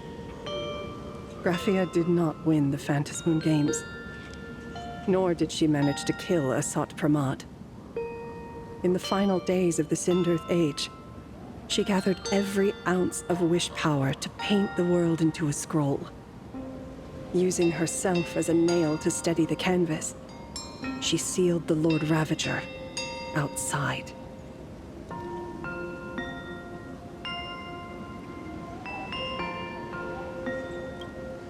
Yes. As long as the scroll still enshrouds reality, he won't be able to lay a finger on the Leviathan's remains buried deep within Ahatopia. The story is over. I have received Evanesia's message. I also have a token I'd like you to give her. Please, let us journey together to the other side. So, are we leaving right now?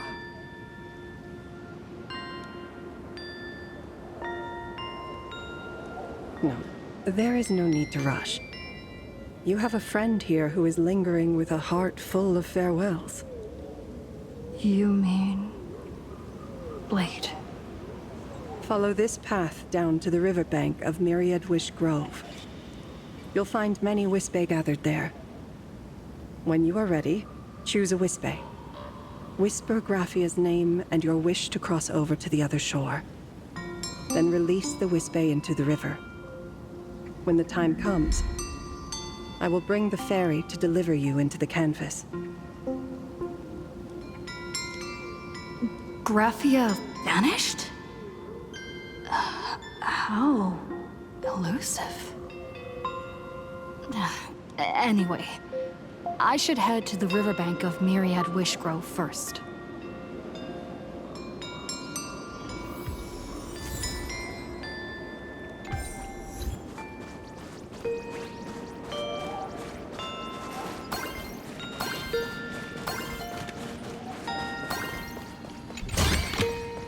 Is that all?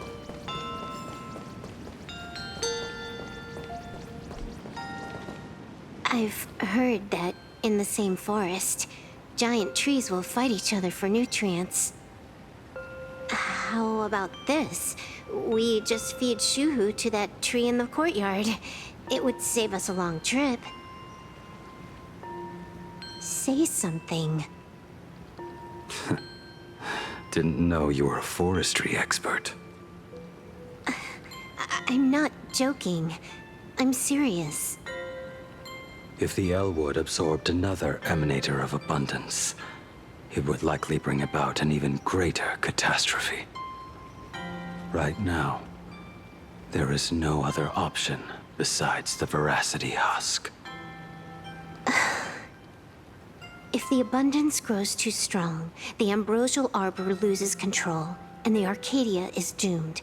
If the abundance is too weak, the husk spirals out of control, and the Arcadia is doomed just the same.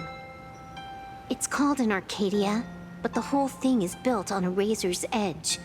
Does that mean the essence of the elation is just dark humor?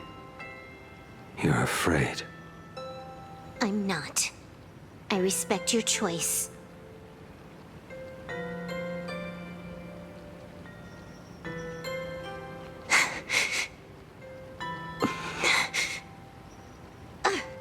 Fine. You're right. I'm afraid. So what? You don't think I know what that Xianzhou person meant? 1 in 10 chance? There is no chance at all. Listen, I just can't stand by and watch one of my kin sacrifice himself. Kin. What else?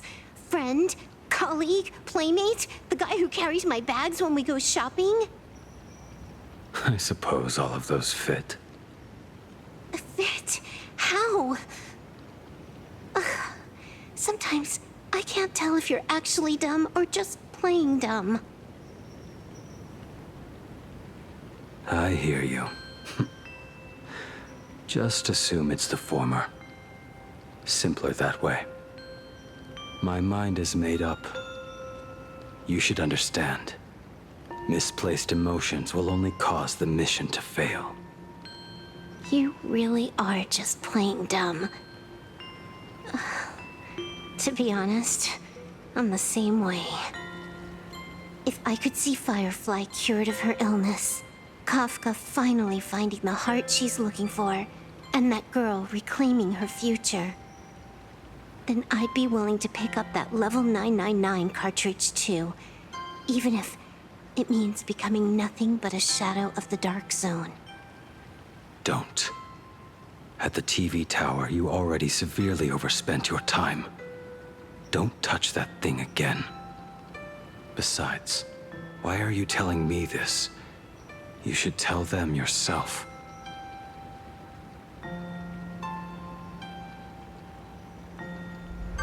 Because just like you, I'm a total, stuck-up softie. Happy now? Feel better? No. Unless you give me a sincere apology and a proper goodbye, we're not settled. Not settled. Is that right? Fair enough. Whether as Ying Xing or as Blade, my journey has reached its end. Before the final verdict, I should say a proper goodbye to my kin. Who's there?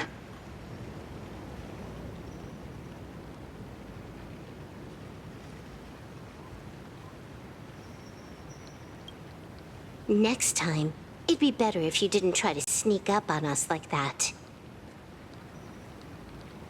I knew you would come.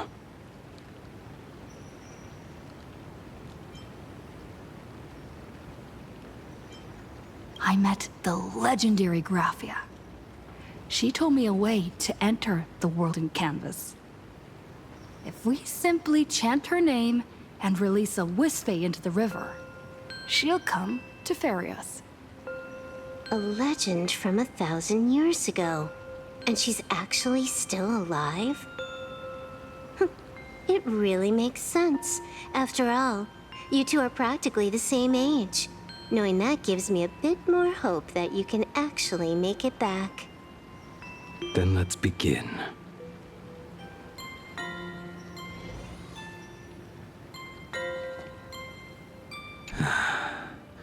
You are unusually talkative today. Are you trying to buy time?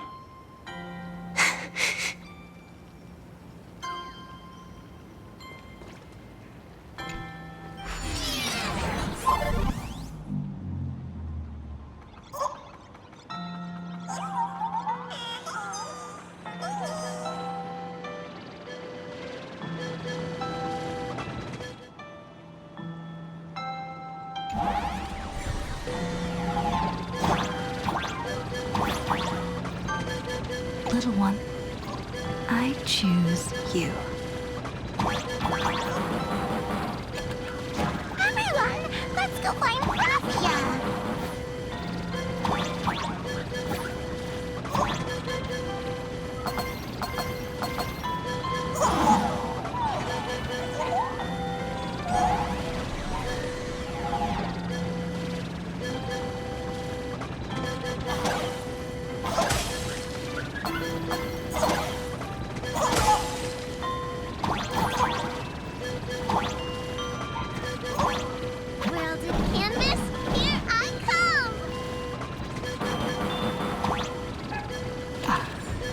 That should do it, right?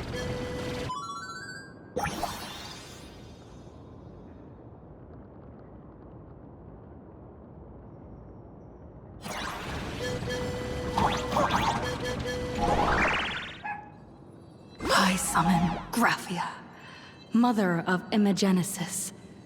May she come forth and deliver us into the world in canvas. No Wispay were harmed in the making of this operation.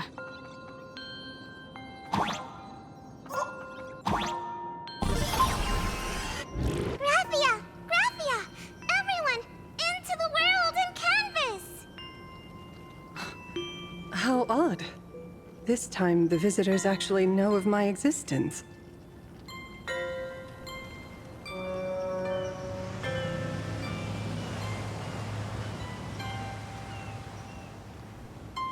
Strange. Why is the boat coming from downstream?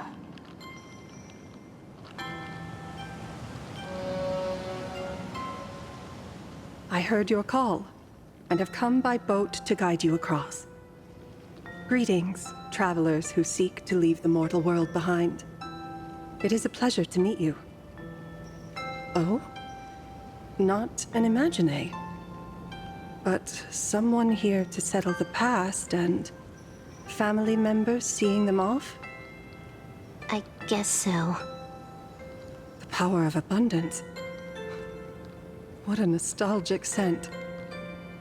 There is something terrifying slumbering within you. I've heard that something lies at the end of the world in canvas with the power to suppress it. Will you show us the way? Ah, I see. You are better informed than I thought. I understand. Time is of the essence. Please, step aboard. Thank you. The mountains lie distant. The waters still. And snow settles. A fine moment to bring this weary life to its end.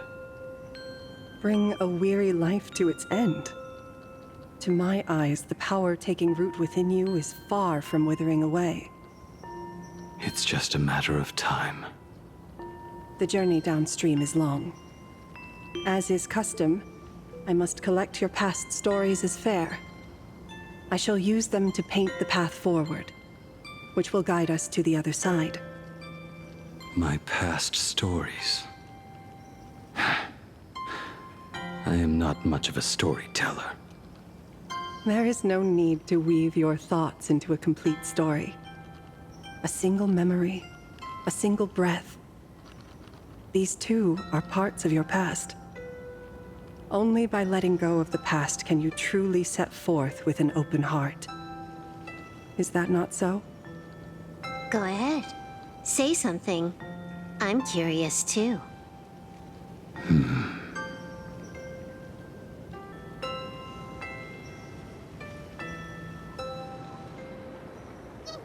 Then, I shall begin with that lone island of Insumosu.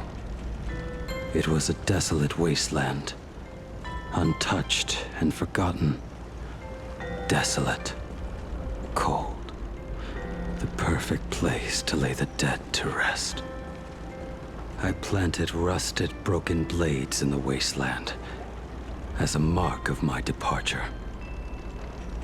Little did I know that even after joining the Stellaron Hunters, I would find myself returning there time and again, bringing along a few new swords with me.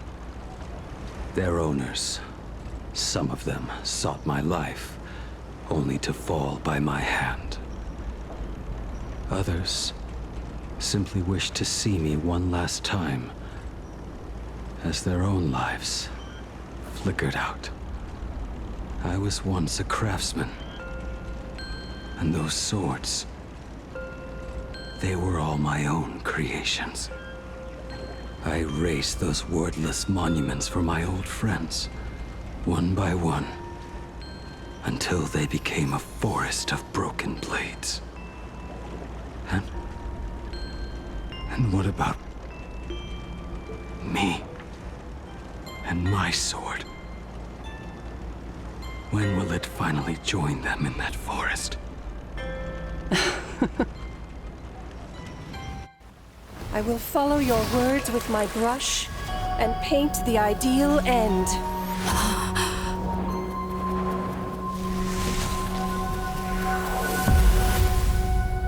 Sword barrier. We've reached the shore you've been seeking. What is this place? This is the world in canvas. A mirror to your soul, blooming as your heart dictates. May this meadow be everything you wished for. Superb artistry. And yet, I thought you would paint the desolation within me instead.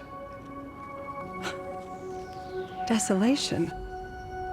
I saw no desolation in your story. Instead, I found the lingering regrets of a master craftsman. The fire that tempers black steel and shapes 100 blades does not burn upon the forge or anvil. It burns within your heart. That spark within you has yet to fade. It is why this plane has chosen to bloom into flowers.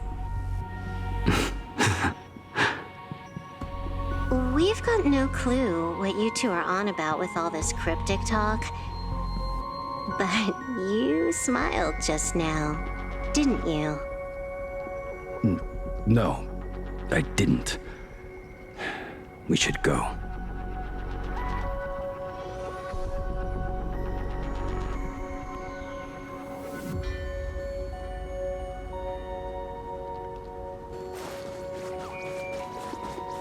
He finally smiled. I'm actually the one who can't even smile. This sucks.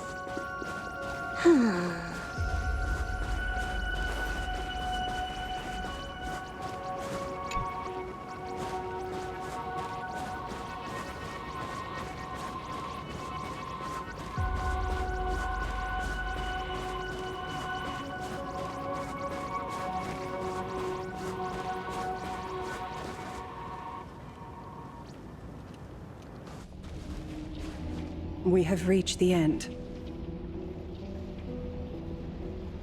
That blue maw. So, this is it. Correct. Driven by the buried secrets of Arcadia, you have come seeking liberation. And now, I have shown you the silhouette of the beast's maw. If you should find a way to get out, I ask that you swear to keep this secret.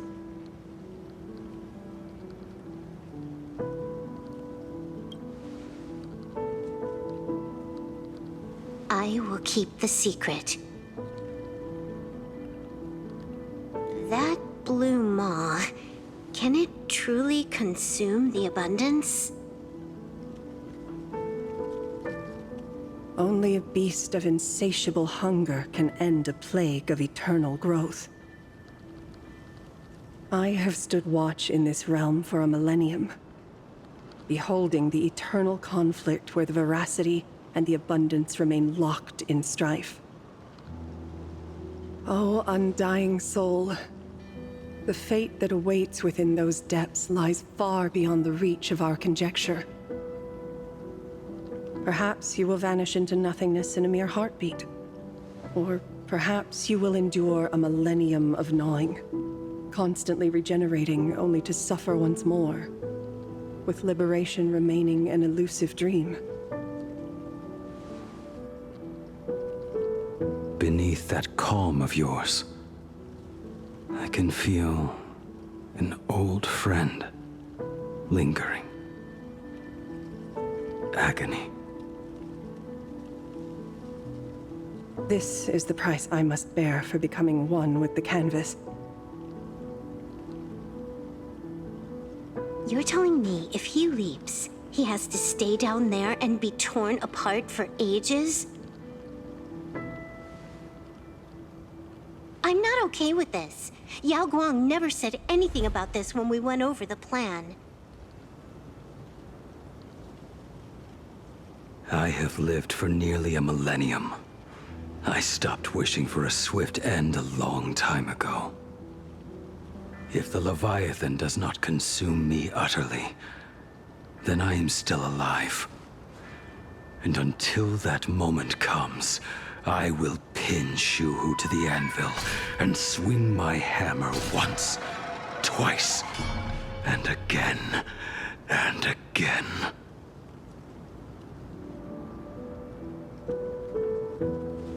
Is there really no other way?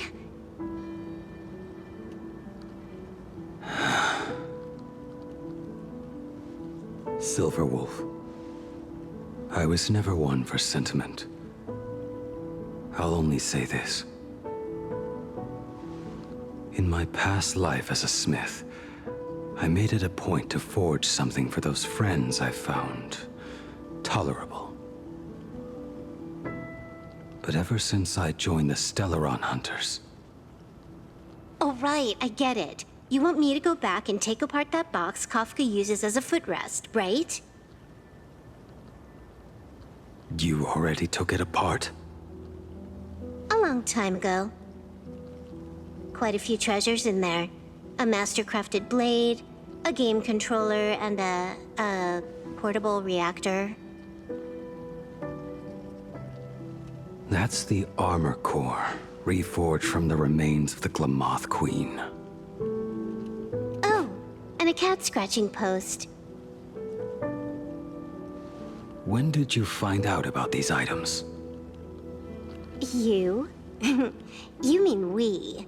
We all found out. Think you hid it that well?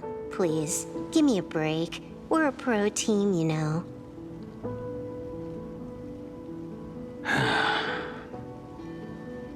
Just split it among yourselves.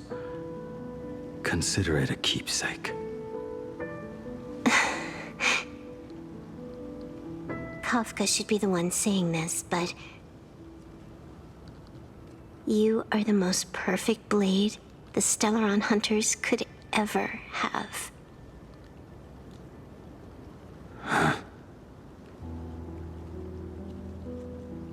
Just a broken blade. That is all.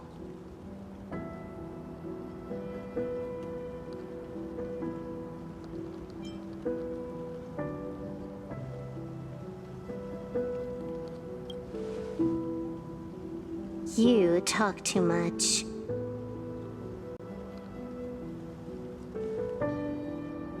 Before you go, you have something to say to her, too, right? To me? Don't take offense. It's just a few words. Before joining the Stellaron Hunters, I once lost myself.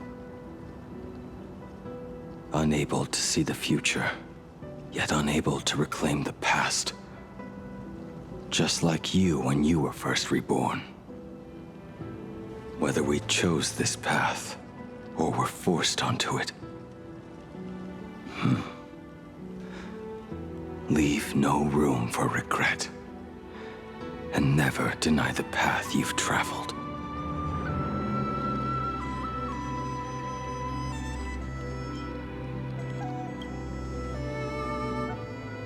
Then, let it be.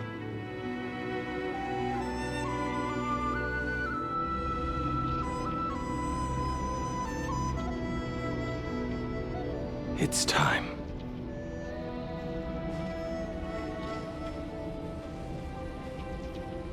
Do you still remember that passphrase?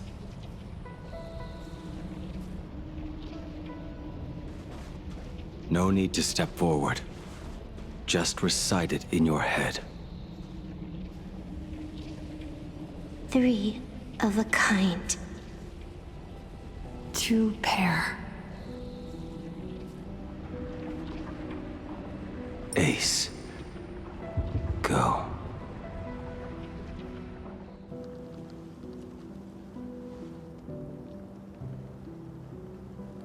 Farewell.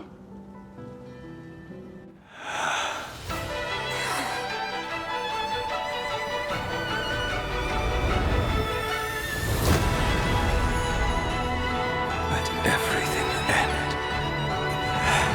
or truly begin.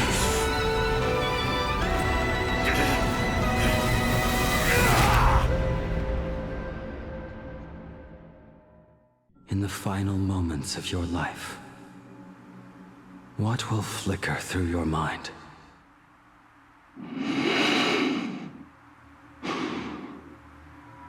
The devouring. Has it begun? How much time has passed?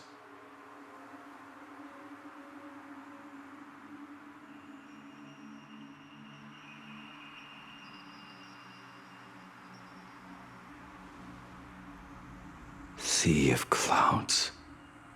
Ambrosial arbor.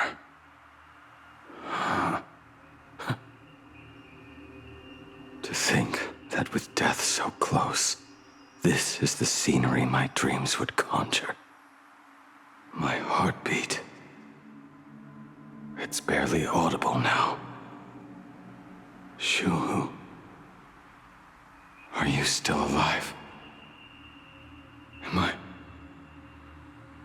I still alive? Finally woke up, Yingxing? Master.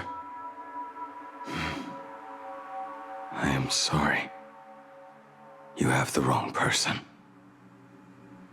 I am not Yingxing. A lad your age, yet your head is more muddled than mine. You're talking nonsense in your sleep, boy. It has been ages since we last met. Tell me, have you let your craft go to waste? Your master wishes to see what you can do. Not a sweet dream of toasts and laughter, nor a nightmare of clashing steel. Instead, it is a dream of returning to the very beginning, to confess my sins before the master who taught me everything. Typical. This is a standard issue sword I forged for the Cloud Knights, back when I first began my training.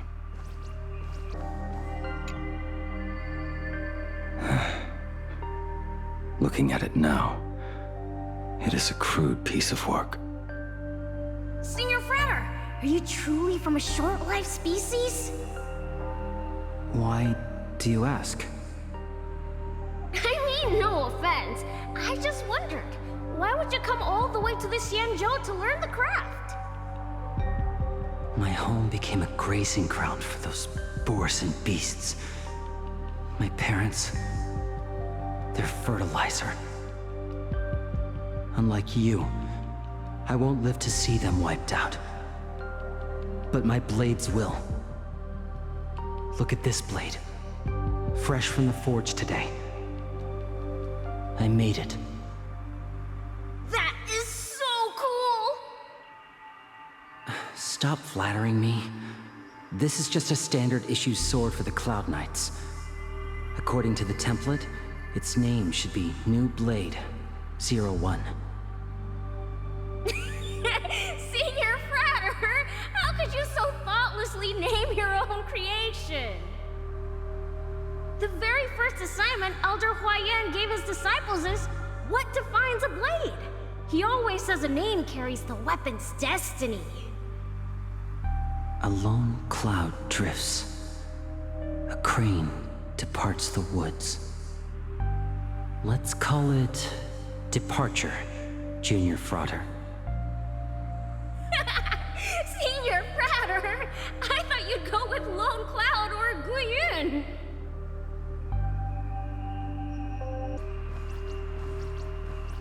Bai Hung. And that bow I forged for her.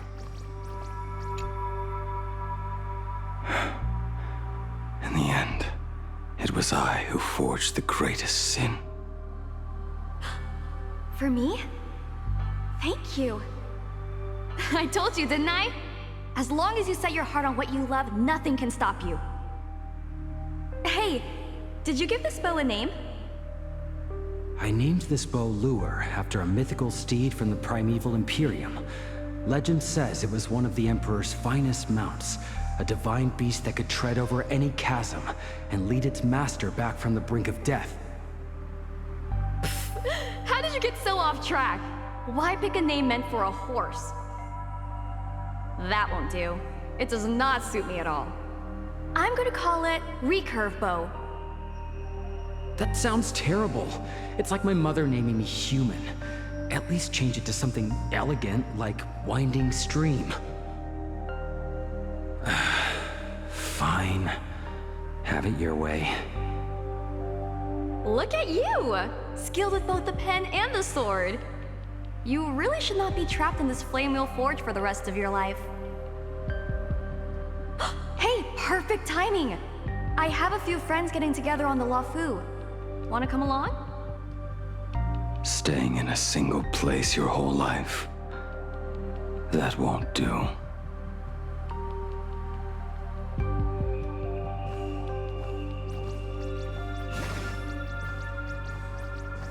Jing Yuan's Devastator Glaive. The weapon I promised to forge for him all those years ago.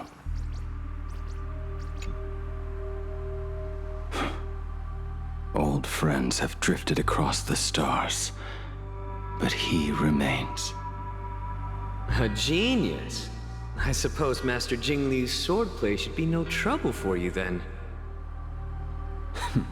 You little rascal. Do not try to act like my senior just yet. I am from a short-life species. Xianzhou swordplay takes hundreds, even thousands of years to master. I simply do not have the time. I heard your bold claim. I'd rather leave this world in a blaze than live until the end of time. It seems you think little of us Xianzhou people, then? My, the future sword champion has sharp ears. It was just drunken rambling. Don't take it to heart. It would be a waste to throw my skills away on the battlefield. You go to the front, and I will forge the divine weapons for you. It is a promise. All right, deal. Then I want a Devastator Glaive, 4 meters long, decorated with green silk, and you should engrave the blade with cloud patterns. Or maybe lightning. Wait until you have grown a bit taller. Then it is settled. When the time comes, you shall arm each of us with a weapon of our own. Let us face the fires of war in your place, and handle all that tedious business on your behalf. Come, friends, drink up. We 5 come from all walks of life, but here and now, we are one. Together, we shall bring glory to the Xianzhou. and peace to all who dwell beneath the stars. By the rainbow and the 10 lords, if I betray our bond, let all of existence hunt me down.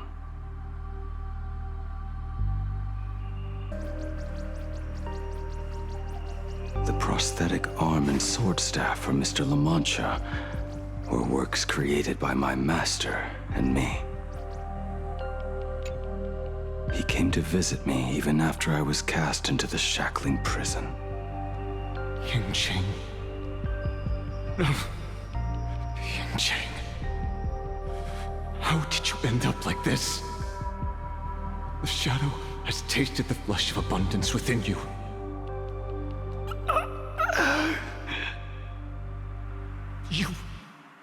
You cannot even speak anymore. Yingqing, look at me. Lift your head. It was only thanks to you and your master that the shadow of veracity was sealed. I owe you both a debt of gratitude. So I have but one question. Do you want out? If so, just nod. There is always a way out. Just give the word, and I will carve a bloody path to get you out, right now.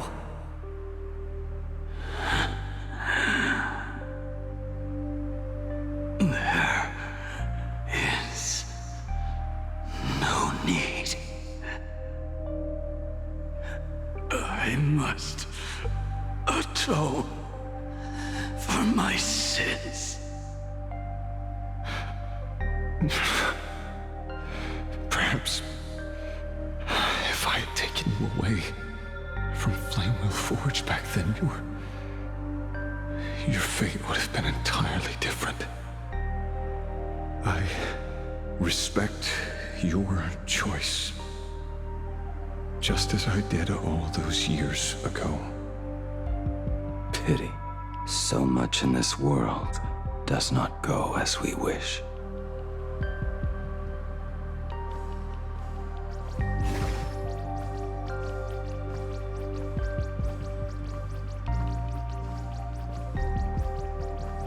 This is not my work.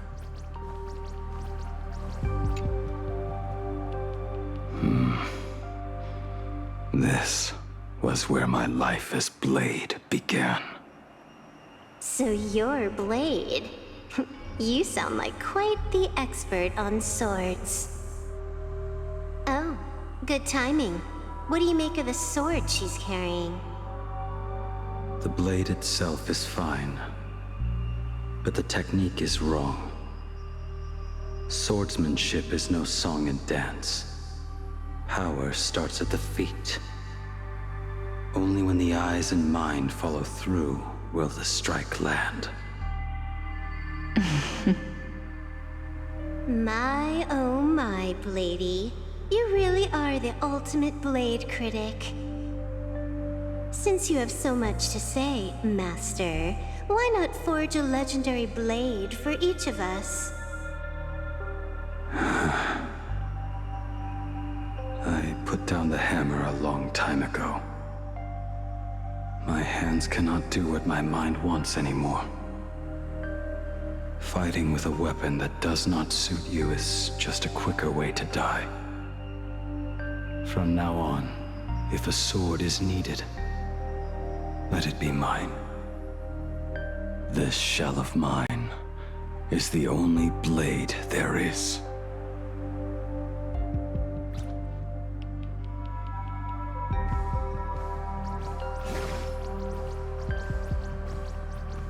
A weapon given by Yingqing to an old friend.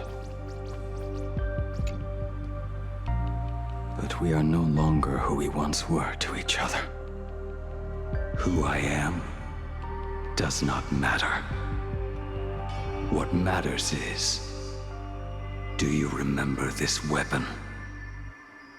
I don't understand what you're talking about. All that happened.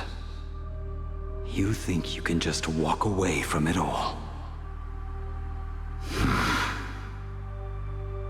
you would do well to keep Cloudpiercer by your side. Or, next time we meet, I will be the end of you. What a pity. In the end, we still cast our weapons aside.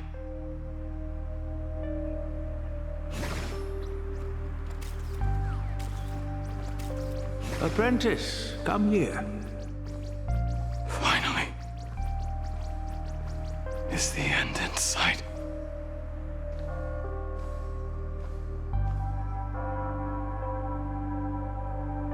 I am here, Master.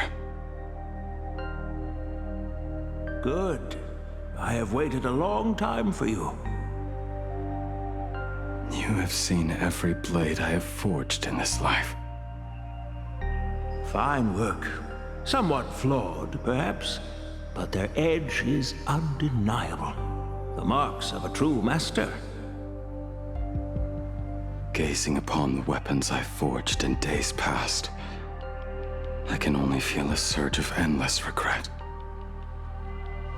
The hammer falls and cannot be undone, yet I have spent my life taking one wrong step after another.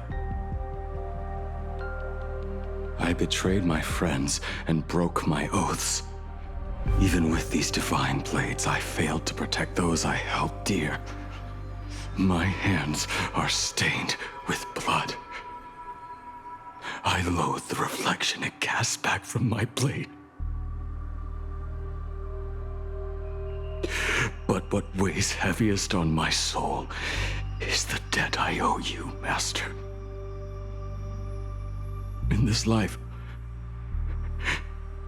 I fear I will never have the chance to repay it.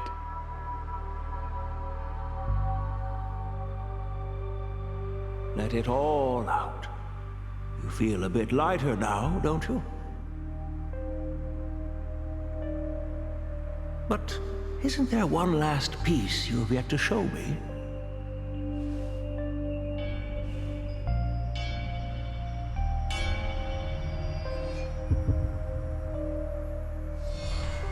It is yet to be named, has it not? That is a mere scrap from the forging of Shard's sword. I hid it away, fearing it would bring shame upon our school.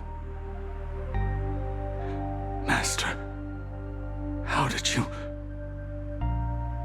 Can a mere boy keep secrets from his master? I entrusted General Yao Guang to bring it to you. Since the day you left, I have kept this blade hung in the hall, gazing upon it daily. That raw, youthful spirit within it, it burns to the touch. It is the same light that shone in your eyes the day you bowed to me. It is the keen edge of a craftsman. I am but rusted scrap now. My light has long since faded. This is where I belong. Buried.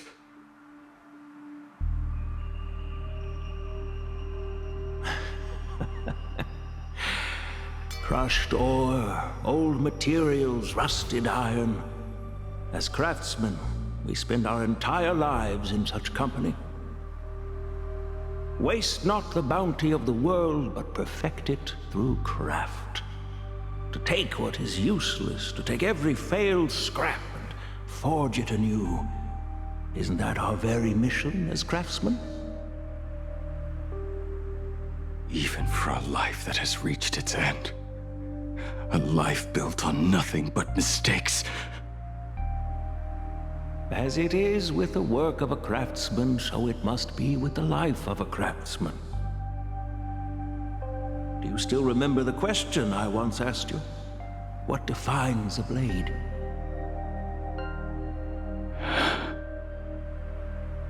The answer already lies within you. Go now, and forge it anew.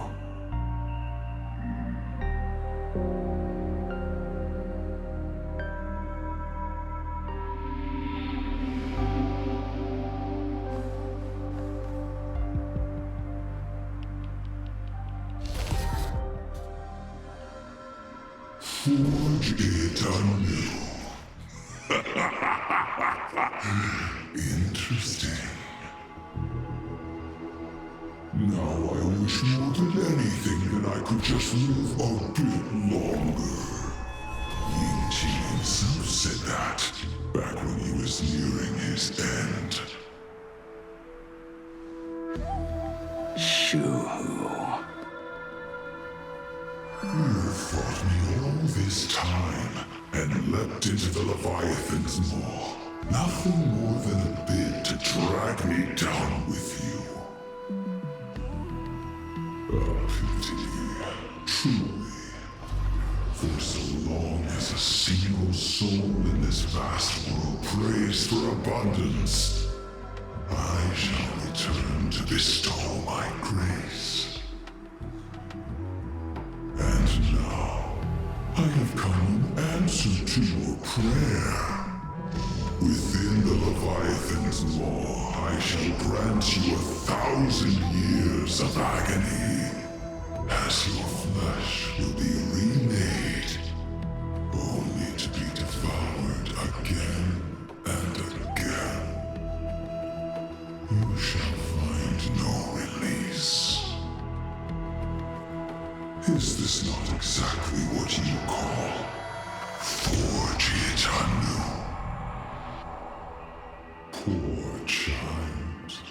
You and the Xianzhou citizens are always so short-sighted. Trapped in this waking dream called life, you cling to what is gone and tremble at the thought of being forgotten. Yet when I come to carve through your flesh and awaken your minds, you spurn my beautiful gift. You were once a master craftsman.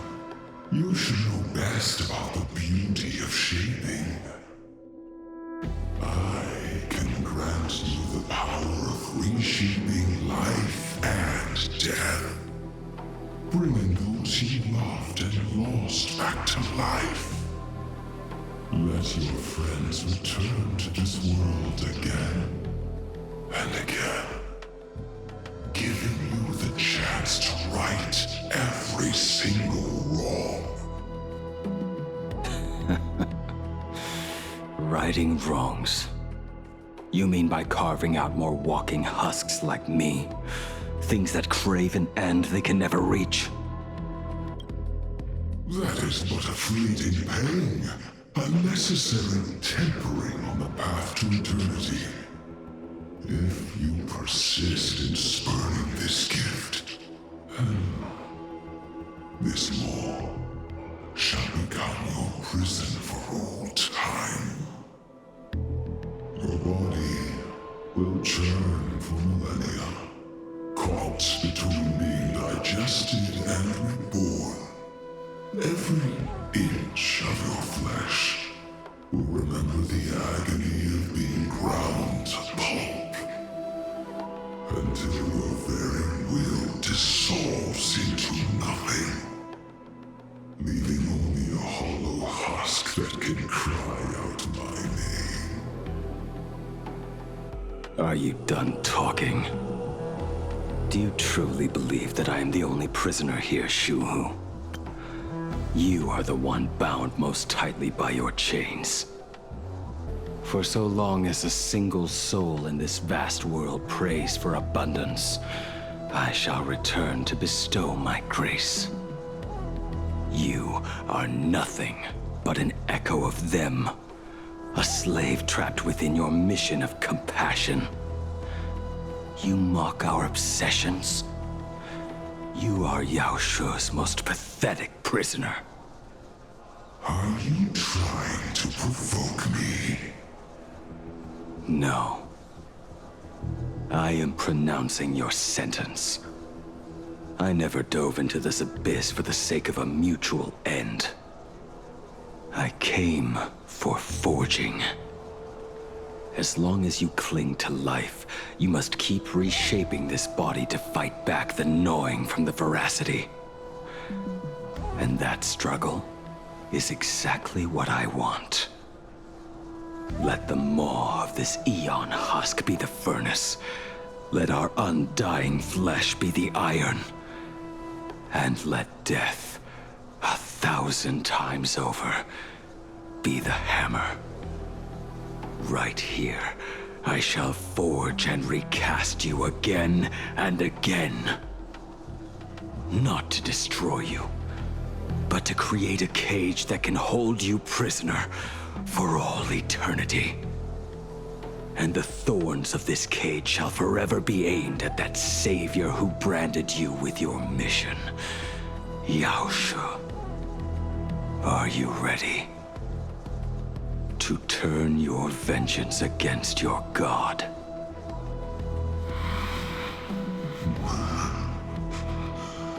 I see now. So, this is how you forge it anew. Very well.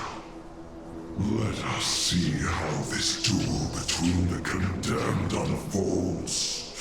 This forging within the furnace. In the end, which of us shall forge the other into a blade?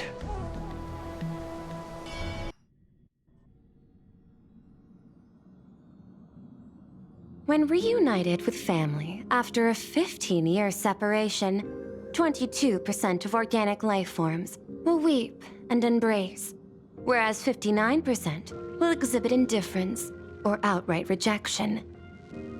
Yet, choosing to conduct a covert investigation instead is entirely unheard of. You harbor suspicions regarding Mr. Ryusuke. Why is that, Miss Himiko?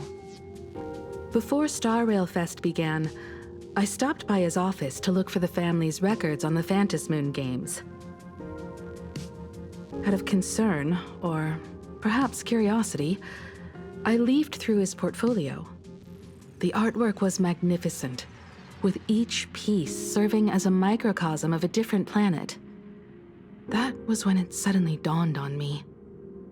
5 of the worlds he captured in these paintings are now gone. Lost to the fires of war waged by the Antimatter Legion. Just as you suspected, Mr. Ryusuke's travels have been highly suspicious. In the year 1969 of the Arcadian calendar, he traveled to the Delcor Ring to sculpt a statue for the Doctors of Chaos. 2 years later, the IPC received word that the last local resistance group had rejected all aid and launched a suicide charge against the Legion. Also, in 1984 of the Arcadian calendar, he traveled alone to the planet Goliath's Shepherd. After a century of resistance in the fires of war, the planet was officially declared dead 9 years later. Both incidents point back to a single culprit. The Lord Ravager Asat Pramod. However, there is also evidence suggesting that Mr. Ryusuke was still in plain Arcadia when Asat Pramod appeared. Additionally, the IPC recovered a commission he received. It read, "Please carve a trace of our lasting glory, just before the world meets its destruction." He accepted the commission, even though he knew the Legion had surrounded the planet? Legends of the Graphia clan abound within plain Arcadia. To this day, many believe the Weathering Curse is a scar seared into your very bloodline from Graphia's struggle against the Legion. Conjecture. Mr. Ryusuke was tracking the demon from beyond. He likely believed that finding him was the key to breaking the Graphia clan's curse. Any other conjectures? There is another possibility. Please forgive me if this sounds out of line. There is a 52% probability that Mr. Ryusuke was being used by Asat Pramod. He might have even chosen to work for him. He might have even chosen to work for him. have a word with him. I'll leave it in your hands, Miss Himiko. Dad, do you have a minute to talk? I do. I'm 1,000% free for you. What brings on this surprise call for your old man? I was worried you were too busy, so I didn't want to bother you these past few days. That foolish didn't hurt you, did she? Actually, what am I thinking? A mere herald of death is nothing to my Himiko. You probably handled her in no time. And that kid is something else too. I'm telling you, everyone at school is a huge fan of the Astral Express now. 15 years. The blood-stained games are finally over. And this time everyone survived. It's time we sat down and talked. Just as father and daughter. Huh? Am I dreaming? My little girl actually wants to have a real talk with her old man. Well, I don't care if I heard you wrong. I'm taking this to the bank. Praise the Astral Express. Praise Hackivili. Give me 10 seconds. No, make it 8. Your old man is on his way. There's no need to rush like that. Love you, kiddo. I should have seen that coming. Himiko, open up. It's your time. Himiko, come over. Tell me more about this.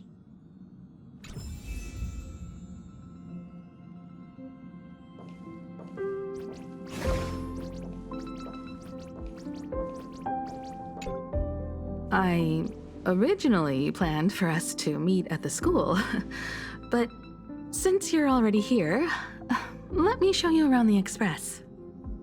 Oh, I would love that. I was in such a rush last time. I really want to get a good look at the place where you spent the last 15 years. Who could have imagined it? The thing that connects this nearly infinite universe is not some distant godlike Shipe, but a single express. I have met many artists who dreamed of boarding the Express just to get a closer look at the legacy of trailblazing. So I am curious, how will the great artist Ryusuke evaluate it? Me? Well, I'll give it my all. I was only joking. There's no need to be so serious. There's actually so much interesting stuff on this express.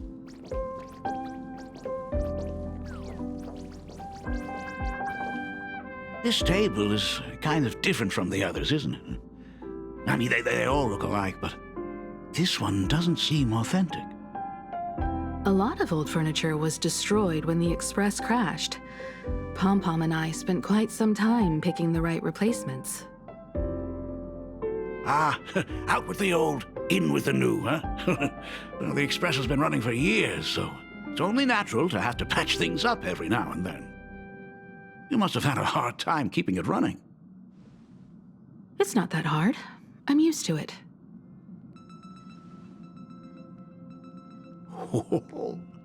Just as I thought. The Astral Express looks amazing inside. These chandeliers. The designer used the skeleton of a void song whale as a reference. They say it's been here since Dolly's days on the Express. It catches the eye of many people who board. But the light seems a bit dim in here, doesn't it? It's always been this way. Oh, well. Have you tried swapping in a polarized conductor? Or rinsing the light units in an alkaline solution? Are you an artist or an electrician, Dad? I am just speaking from experience. Don't forget, your dad was once the one who set up all the lighting in those classrooms. Is it there? Oh, let me see. It's bigger on the inside. Oh, the phonograph also has music from all sorts of worlds, just like the versions I've heard before. Oh, it's a shame I didn't get to see the legendary infinite ice cream machine. Dad, you actually believe something like that exists? I thought only kids would fall for it. A long time ago, such a thing did exist on the Express.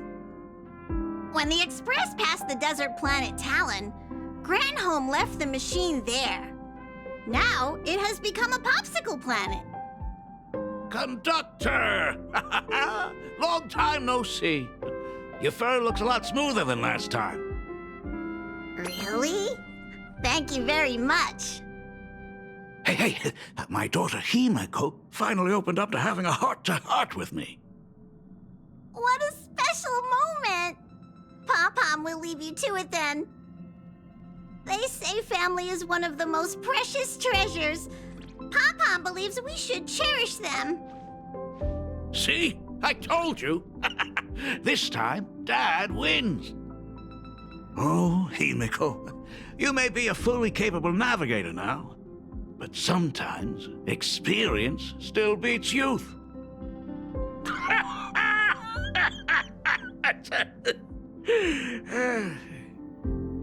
Aren't you tired of talking non-stop? Are you actually worried about me? I am so touched. Perfect. I'll make you some coffee. Huh? Huh? Well, might as well swing by the meeting car to say hi to that, Intellitron buddy.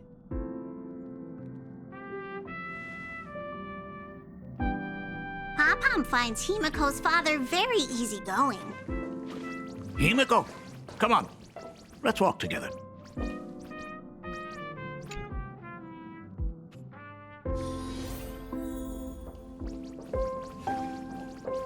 Intellitron buddy! Rumor has it that the drinks in the World's End Tavern are all brewed from jokes. Since we are in plain Arcadia, any single joke before a drink would be second to none. Since there is only a single joke, it is quite literally second to none. Mr. Ryusuke, the tension detected in your micro-expressions has increased by 33% since our last encounter. Oh, nonsense. Himeko is brewing up a cup of coffee just for me. Is there anything in the world more wonderful than that? A cup of hot coffee right before the end. This must be what they mean by life is short and bitter. Huh. Well, now I see why they call you Shush. Well, since I'm still among the living, let me tell you a joke for a change. A long time ago, there was a truly terrible nameless. They snuck aboard as a passenger, seeking a certain answer. Now, one day, they ordered a drink from a service robot on the Express and told it a joke. A long time ago, there was a truly terrible nameless. They snuck aboard as a passenger, seeking a certain answer. I have retrieved the same joke from the archived logs. It is indexed under the title, An Unfunny Joke. But did you know, the first time the robot heard that joke, it laughed with pure joy. Don't go filling Shush with nonsense. Its database is already enough of a mess. Dad, here's your coffee. This cup is huge. Himeko, tell me, are you still holding a grudge against me? What are you talking about? Now drink up while it's still hot. Analyzing components. Results show coffee concentrate, Heldoran butterfly scales, a species of fish from a gas giant, trace amounts of iron particles, and various other unknown substances. Mr. Shush, you must be exhausted after telling all those cool jokes. How about a nice hot cup of coffee to warm you up, huh? My inspiration circuit is vibrating. My radar indicates that the conductor requires my immediate assistance. Good luck, Mr. Ryusuke.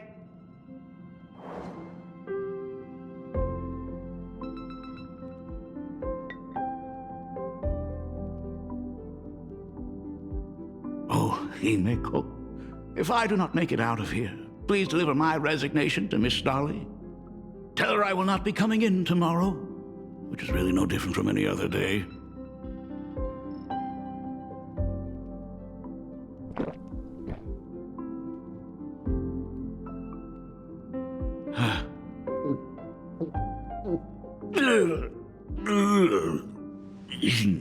The coffee tastes like heaven. Oh, want another cup? Himeko, Miss Dolly told me that back when you were a school assistant, you used to bring a massive pot of coffee for everyone every single day. They still talk about it to this day. It would be selfish of me to keep this all for myself. I simply must bring some back for the other teachers to sample. I am afraid it will be long cold by the time you get it to them. But as you said, it is time for us to head to the school. We must return to the source of all these tragedies and put an end to the blood-stained games. Are you truly ready to say your goodbyes? We can stay a little longer if you like. We still have plenty of time. We should go now. I have been ready for 15 years. It has been 15 years. Those ghosts have been repeating their final day over and over, trapped inside the classroom you imaginated. Even if they are merely shadows of the past, they deserve to be set free. Oh, you're right. Let us use one final goodbye to close the chapter on the Herald of Death incident.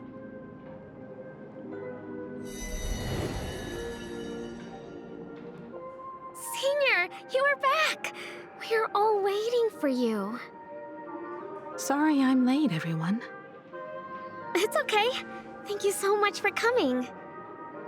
Himeko, we don't have enough time for the lobby. Could you please use your amazing Imagenesis skills to decorate the stage for us? I am begging you. Mia, stop bothering Himeko all the time. If you and the others hadn't slacked off on the rooftop, we wouldn't be in this mess right now. But the school anniversary is tomorrow. If I do not get this done, Ms. Dolly is going to skin me alive. You should start by tidying up those ribbons. Once we are finished with the classroom, we will all come and give you a hand. Hey, Smile, careful. everyone. Smile. You always boss me around. Wait, did you hear that? It's him. He's back again. Everyone, hide! Don't let them find us! Run, Senior! The Herald of Death is back! Don't be afraid, Belle. I'm here. No more running away. We don't have to face any Herald of Death anymore. Really? When have I ever led you astray? Look, even the Dean has arrived. Let us run through the anniversary program one last time. Right now? But we still have so much left to do. The decorations are nowhere near finished. Oh, it is all right. We have plenty of time. This sunset will linger for a very long while. Just long enough for us to finish our celebration.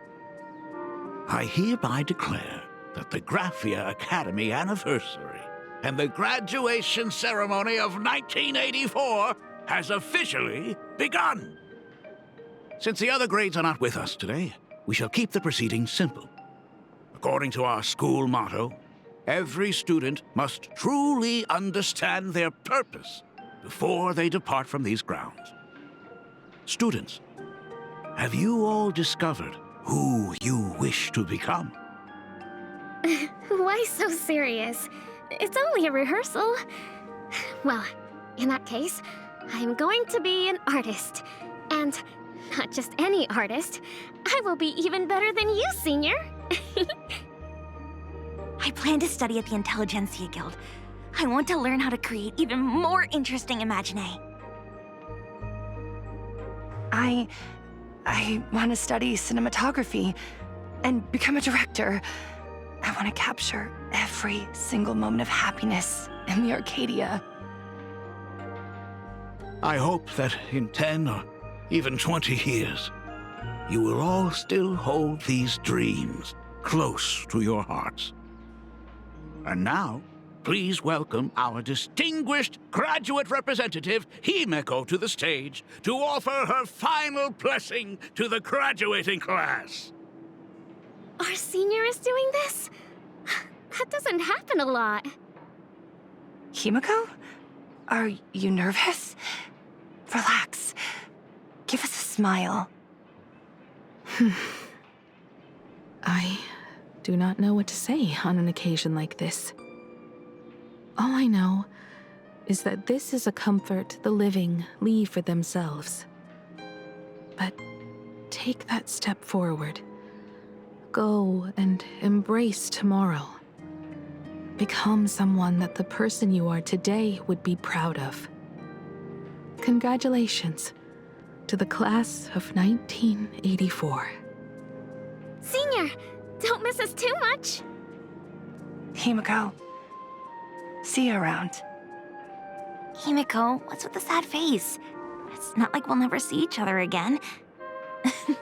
Farewell. Belle, Full Wish, Mia. Safe travels, everyone. 15 years. The blood-stained games that altered the course of so many lives have finally come to an end. If only I had not lost myself in my own grief. If only I had looked after that child properly. Well, perhaps everything would have been different. It was not only the herald of death that pushed her towards that abyss. Full Wish said that it took Plain Arcadia 15 whole years to kill her. Will this world ever get better, Dad? I don't know, but I'm willing to believe in it. Dad, all these years, just what have you been doing? Is that concern I hear in your voice? If you say so. After the blood-stained games, I traveled to many different worlds. Every time I set foot on a new planet, my thoughts always returned to you. Until one day, I happened to see news about the Astral Express. The person on that screen was so different from the daughter in my memories. I was afraid, to be sure. I did not want to disturb the life you had found. As long as I never saw you in person, I could keep telling myself that lie. My daughter had fulfilled her dreams to soar among the stars. Von Walk? Owenly? New Londinium? Step by step, I made my way into the very bedtime stories you used to tell me. Were they beautiful? In this vast universe, nothing holds more beauty than the lands en route, yet to be reached. You may have been a poor excuse for a father, but even so, thank you for setting me on this trailblazing path. Same here. Thank you for fighting so hard to be here alive. It's still early, huh? Let's have a walk around the campus. I have something very important to tell you.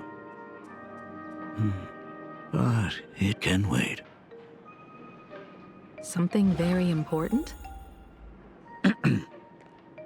No. Give me just a moment to gather my thoughts.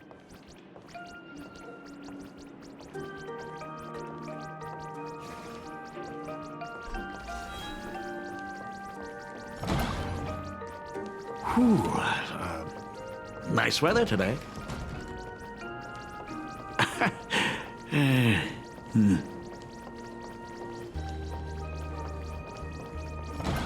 Let's go downstairs. Oh my god, it's her!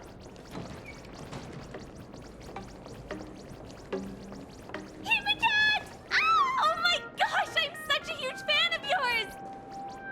Oh, go on. Keep those compliments coming. I could listen to this all day.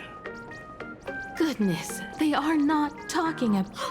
Senior Himeko! Oh wow, she actually looked at me! Her navigator aura is incredible!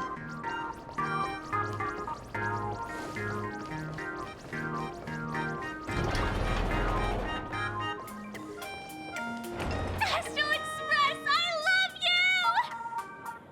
you! Like a love song, baby! Baseball Raccoon didn't come?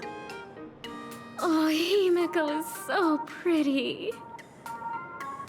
It gladdens me that my daughter is so popular. But you're all supposed to be in class right now.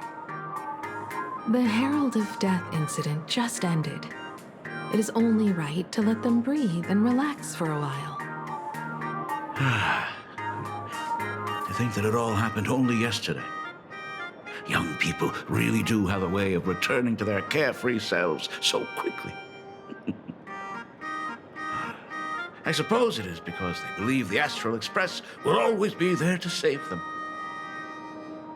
It brings back memories of you as a little girl. Whenever you heard someone mention the universe, the light in your eyes would outshine even the brightest supernova. That is true. The very first Imagine I ever brought to life was modeled after the rocket atop the Phantom Moon's head. That little fellow had quite a temper. It was so determined to fly higher and higher. To this day, I still wonder if it ever truly reached the moon. Dad, do you still remember it? How could I ever forget? That thing came crashing down and poked a hole right through Miss Seadrake's tail. I had to take you to apologize in person. I ended up redrawing the tail myself to make it right. These days, I wouldn't be able to handle that kind of trouble anymore. My poor old back wouldn't allow it. Now that I am free from the weathering curse, you don't have to spend your life wandering the stars anymore. Why don't you just settle down here? I just can't face the thought of coming back to nothing but an empty home again. Don't worry. I'm not going anywhere.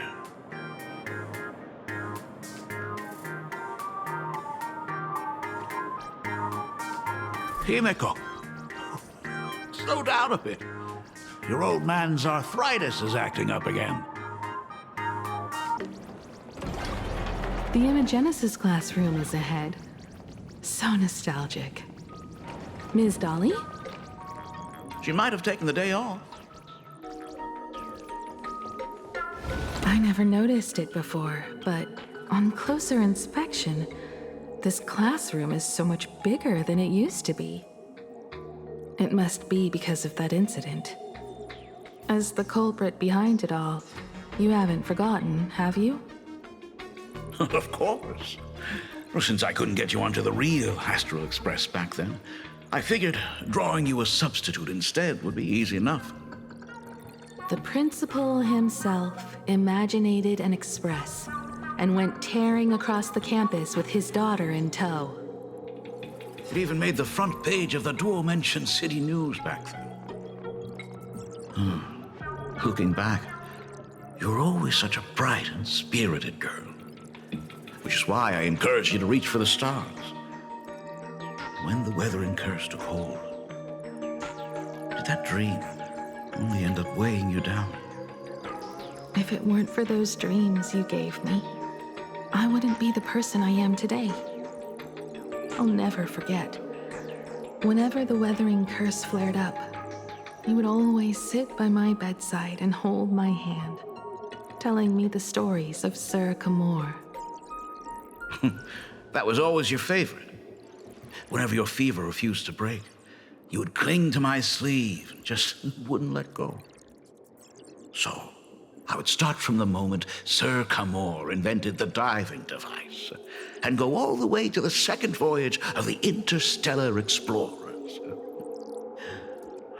Like clockwork, right about then, you would close your eyes and drift off to sleep. Yeah.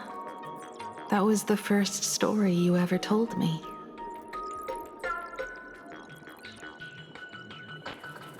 And the very story that helped me make up my mind. Even if I could never leave this place, if fixing the Express meant sending just one soul to the stars, that would be enough for me. Yet before I knew it, I'd already traveled far beyond anything I ever imagined as a child. I think I understand how you felt back then. Perhaps one day, I'll set down my duties as the navigator and come back to this place too. What about the Astral Express? A crew of the most incredible nameless will keep the Express sailing on. Like a teacher watching their student, or a father his daughter. I understand that feeling. Then your dad will always be here at home waiting for you. So, what is this important thing you need to tell me about? Yeah. That important thing. Dad, are you hiding something from me? I knew I couldn't hide it for long, Himiko. I am sick. What? This isn't the right place for this discussion. Let's go to my office. So? It's the Weathering Curse. I know what you're about to ask. I do not share the Graphia lineage, which is why I believed I could find the demon from beyond and save you and your mother.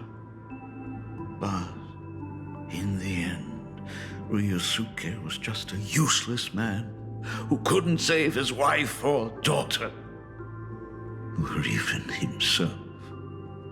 Tell me, what happened in the past 15 years? You've seen my portfolio, haven't you? Those worlds are just like plain Arcadia. Every single one of them has fallen victim to the demon from beyond.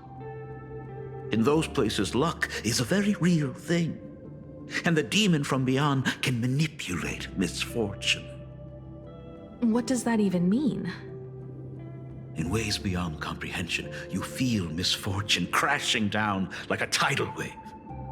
Solar storms, diamond rain, system failures, one disaster after another. But if you make it out alive, bizarre strokes of luck come swarming back to you. And so the cycle repeats, washing over the world, tearing it apart. It sounds more insane than the Phantasmoon games. The universe is sheer madness, beyond all reason. I survived over and over, yet my body has become as fragmented as Graphia once was. Is this his way of torturing the rebels? I don't know. But by the time I realized it, there was no escape. Why didn't you tell me earlier? I could have reached out to the IPC's doctors. It's no use. I've been chasing after him my whole life. I know him better than you do. Himiko, remember when you first learned to paint? I told you then why we must paint the beauty that we see. Because the ugly, the despicable, and the cowardly, they endure forever through evasion, like beasts driven by survival. Beauty remains ever fleeting. Just as heroes find their end in sacrifice, and stars dissolve after they shine, humans have surpassed their animal nature. We face our pain and our end to win a dignity that the vast universe cannot ignore. So we must capture what is noble and bright to show that such things truly lived. As for the barbaric and the low, they will endure regardless, needing no witness to their existence. But Himeko, you are no longer the one who paints. You have become the very splendor that I strive to capture. Fate works in mysterious ways. I'm so glad to see you once more in my final moments, watching you fulfill your childhood dream. You are standing before me as the navigator of the Astral Express. I should have come back earlier. I'm so sorry. No. I am the one who came back too late. I've thought about it 1,000 times. On that final night of the Bloodstained Games, if only someone had been there to sit by your side. After everything, does this tardy father still even deserve to hear what his daughter wants to say? If you're willing.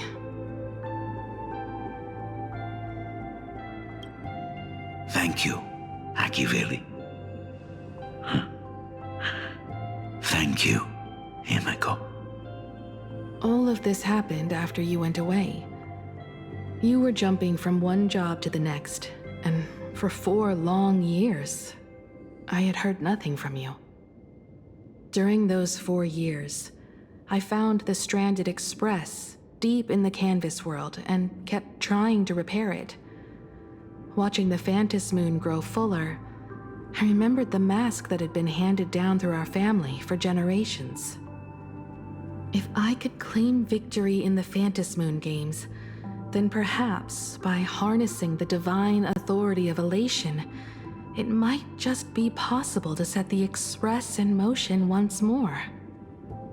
But the Herald of Death was a complete madman, and he smashed every dream to pieces.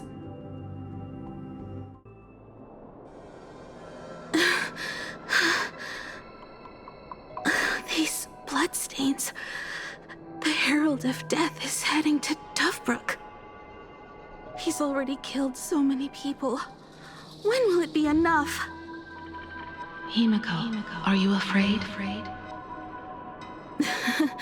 You're asking if I'm afraid? Of course I am. After seeing all that carnage along the way. Belle, Mia, everyone was splattered everywhere. Like spray paint. Twisted and crushed. They watched themselves turn into... while they were still alive. But Himeko, I'm here for you. I'm okay. I'm fine. If I don't stop him right here and win the Phantom Moon games, there will be no tomorrow for anyone, let alone a new journey for the Astral Express. And someone needs to avenge those students at the Academy. That is not your responsibility. If you are afraid, let me handle it. I know hunting down the Herald of Death isn't my responsibility. If I turn around and walk away, no one will blame me. But I am already here. I can't let him get away. Yeah, I'm not really scared anymore, really. Warning. Rogue supplicant has entered Dovebrook. The suppression squad sent by the Department of Aberration Defense. They're all gone. Completely wiped out. He struggled through the pain as the Herald of Death dragged and smeared them across the ground. But these stains... Is he really so far gone that he's using himself as paint? Even so, he still managed to break through the blockade ahead. That's terrifying. To take down a monster like him, you need a single perfect strike. Overwhelm him before he can even react. I think I've got it. But first, I need to buy some time. Let me handle that for you. All right, but buying time is easier said than done. It's too narrow here. We need more room. The best bet is to pin the Herald down on that bridge. I'll take all the wish power I've gathered since the Phantom Moon became full, and use it as fuel to paint it into existence. The sheer destructive force unleashed from creating a massive object will break him and leave him completely incapacitated. But by doing this, even if we defeat him, you would be giving up any hope of winning the Phantom Moon games. Yeah. By burning all the wish power, I will be forfeiting my victory. But even if I did win the games and restart the Express, what would happen to this city? To my friends, my teachers, and everyone else? Where would they have left to go? To set the Express in motion with Aha's power, while standing by as innocent people are slaughtered by monsters? To soar into the stars while turning a deaf ear to the screams on the ground? Someone who does that has no right to call themselves a nameless. I knew I should have stuffed an orbital cannon or a molecular saw into the case, using that bigger on the inside Trailblaze tech, just like the Astral Express. Remember that for the future, then. Right. When this is all over, I will have to give it a try. Another body. Black Birch. Guess he was after the Herald as well. Black Birch, the masked fool? The one who turned Gotham City upside down not long ago? Only 2 supplicants are left in the games now. In other words, we are the last hope for victory over him.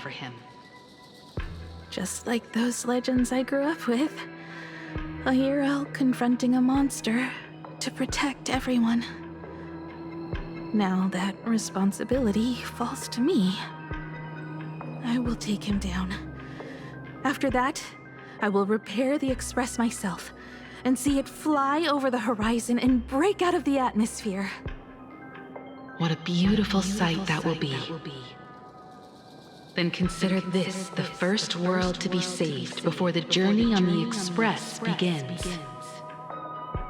The very first stop, then? It'll certainly be quite memorable. The stench. It's about time.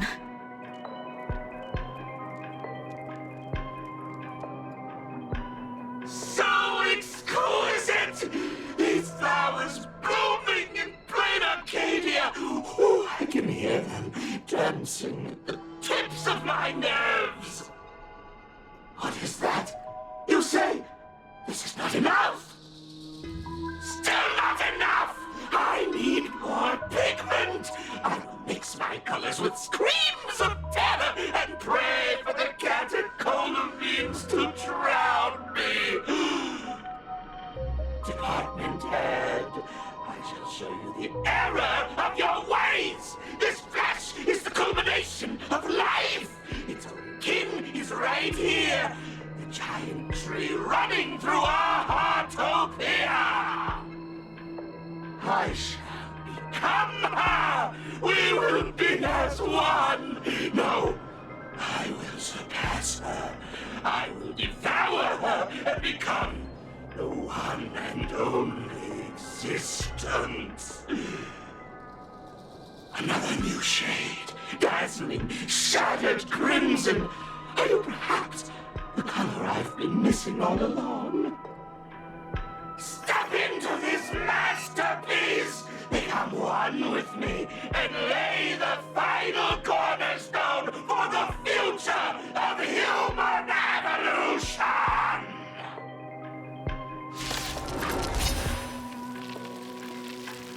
Stop right there. So, you actually conquered the Herald of Death and set the Astral Express in motion once more at the end of the Bloodstained Games.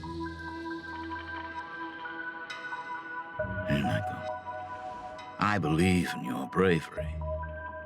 When confronted by death, you will undoubtedly choose to resist. But you were so frail and sickly. How could you possibly defeat the Herald of Death, who slaughtered every single supplicant? And how could you hope to repair such a massive, stranded express? Well, the answer is clear. It would be impossible for you.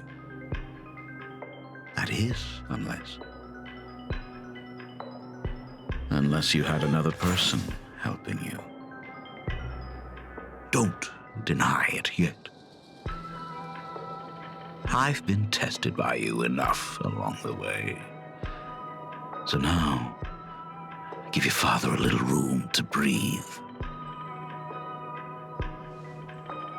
While I was gathering your belongings, I found some of the manuscripts you left behind. There were 2 distinct sets of handwriting upon those pages. Every trace in that house proves that 2 people once shared a life there. Legend says that during the Canvas Age, the grand artist Whitebow painted his late daughter onto a scroll and breathed life into her. Suppose, just suppose, that my brilliant daughter created a likeness of herself, a self-portrait so perfect that it breathed and moved with her. If that is the truth, then every mystery is explained. During that night of the Bloodstained Games, a girl at death's door and an imagination she created followed the trail of the Herald of Death all the way to Dovebrook. As a monster bearing Shuhu's flesh and a supplicant lost to madness, Marcus and Tali defeated the pair before him without lifting a finger. Driven by pure instinct, he slowly closed in on them. He intended to use their very lives as pigment to paint a new bloody bloom.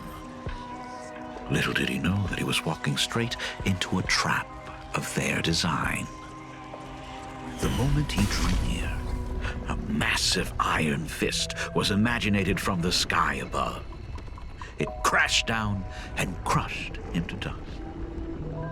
It was the night of July 22nd, 1984, of the Arcadian calendar. A colossal shockwave radiating from Dovebrook District shook the earth. As the dust settled, a strange urban legend found its way into every corner of the world. Over 10,000 sightings reported a giant arm descending from the sky that evening. In the hours that followed, the Department of Aberration Defense confirmed that the Herald of Death was completely incapacitated.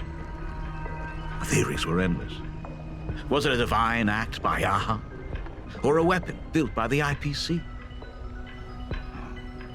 No one knew for sure. Yet the silhouette of that giant remained etched in every mind as a testament to heroism. It was just an arm. Yet beneath the brush of a girl who yearned for the stars, it became an extension of humanity's reach.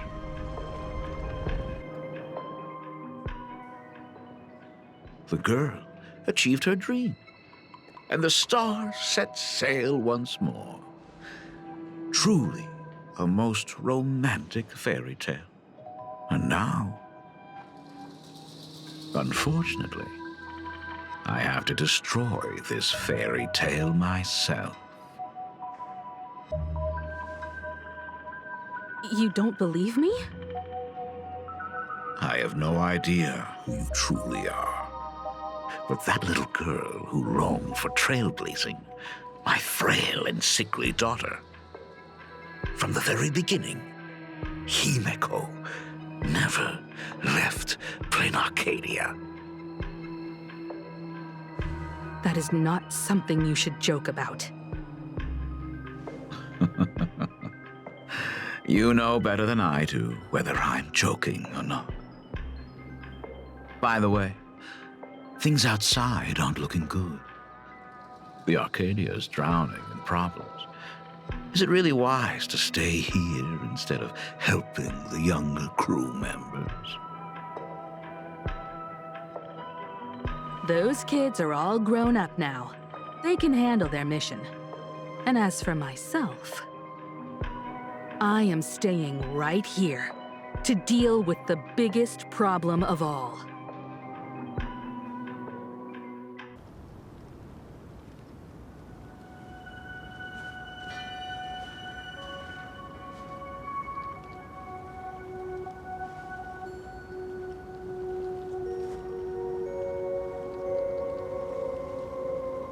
Are you intending to stay here until the outcome is revealed? It might take forever for him to return, or he might never come back at all. Or maybe, if I just complain and say, I wish Blade were here, he'll just show up. Anyway, it was his choice. We already said our goodbyes. Thank you for staying with him until the very end. Now, it is time to deal with your matters. Gray-haired girl, you seek me out with her token in hand. What is it that you desire?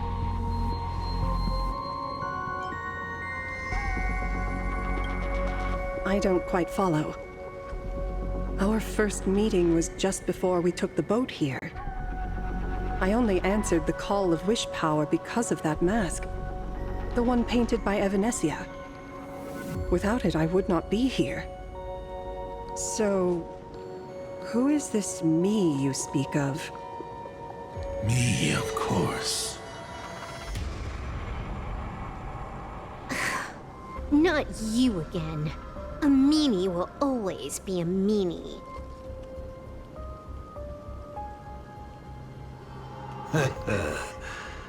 Misfortune and I share one thing in common. We both enjoy dropping in uninvited. A reunion after 1,000 years. Graphia, it has been a long time. Asat Pramad.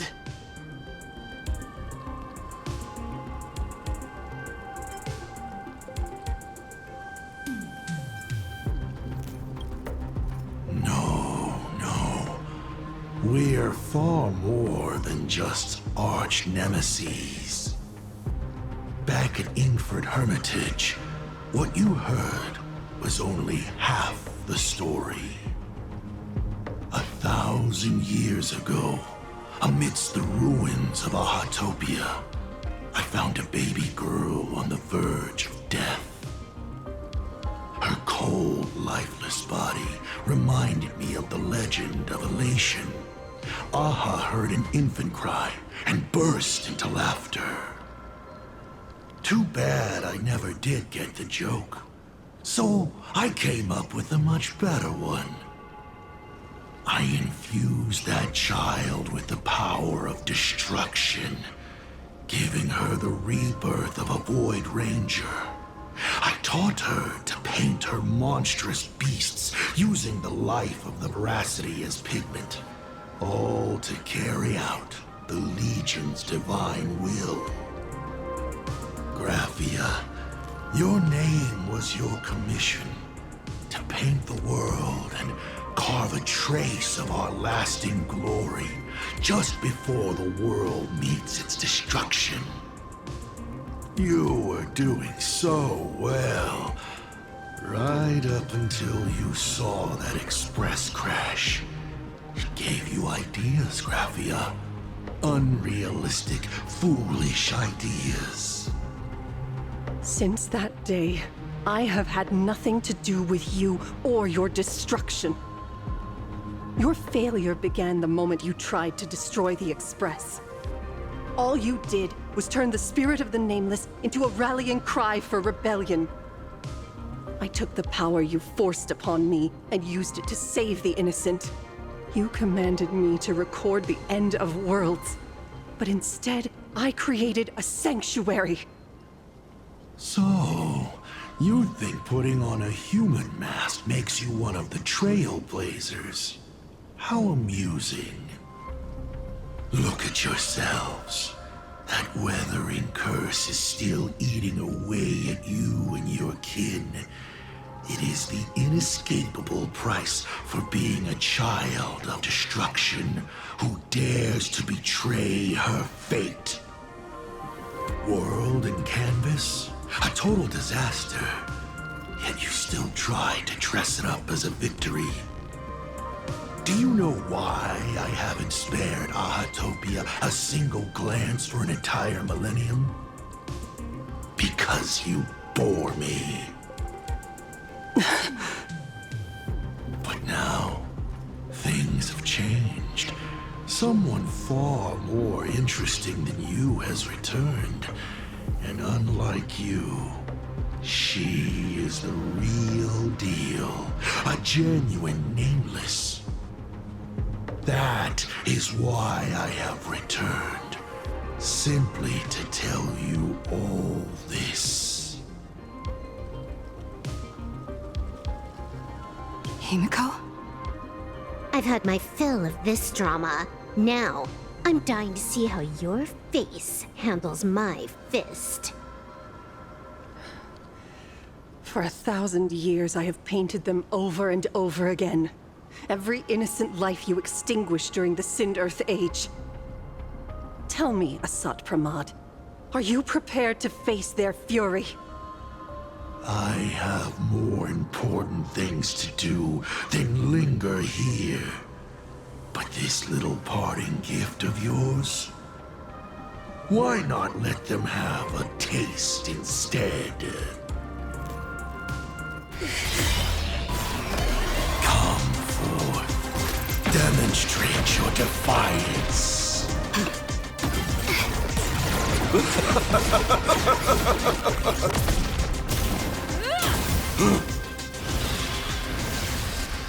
Is it over?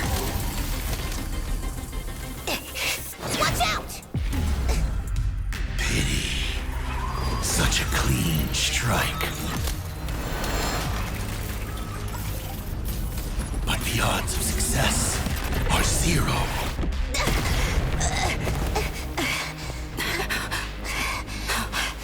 The restraint check failed? A 1 in 10,000 chance. The moment I cast the dice, the outcome is fixed. Remove the mask, protagonist. It doesn't suit you. As for you, your end is decided. Farewell. Sorry. I have failed. Minions of destruction!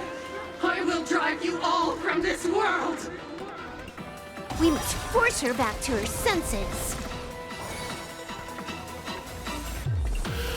Stars of fortune favor us. Blessing and Burn, vengeful spirits!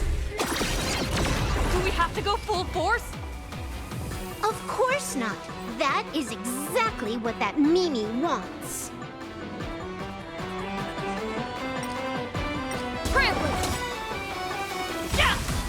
Your moment to shine. All eyes are on you! You stepped out of line. See you later! I decide the rules of the game! I'm gonna hold everyone back again! Get there! People always say, observe the heavens with my divinations. Don't come any closer! Fiends or devils, I'll crush them all! Best of luck. An explosive start. All martial arts. Our might commence. The game is fixed! Do your worst. I decide the rules of the game! Absolutely cannot let you touch this place. Depart once more!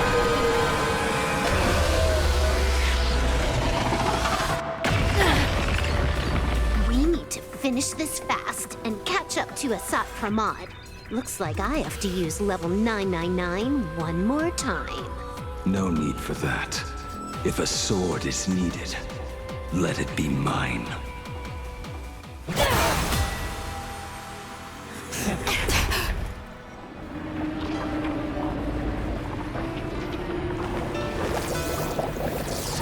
Have you thought it through?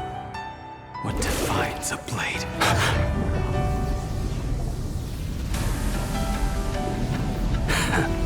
The sharpness that endures, after all has worn away.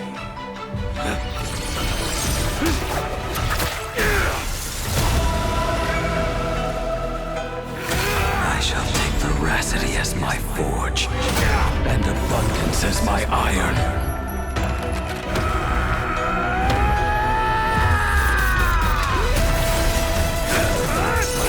Die a thousand deaths. Tempered into a blade!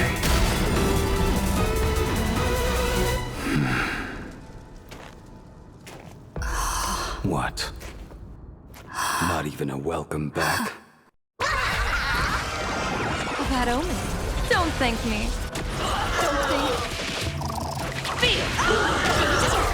Divination says this will hurt. You will serve as the tempering fire! No way! Blade! You answered my prayers! 1 in 10 chance of survival. I choose to survive. Let greed devour all! What happened to her? This is Asad Pramod's handiwork. We have to bring her to her senses first. Hilarious! Whoa, you're way over the limit!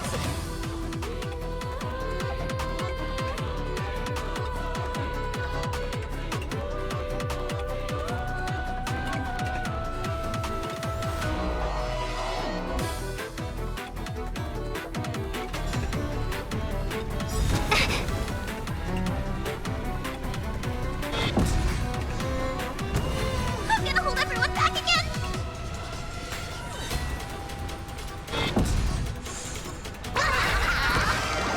Best of luck. An explosive start. All martial arts. Our might commence. The game is fixed! Your moment to shine. All eyes are on you. You will serve as the tempering fire! You've stepped out of line!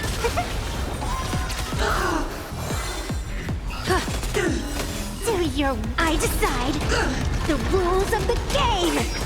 Absolutely cannot let you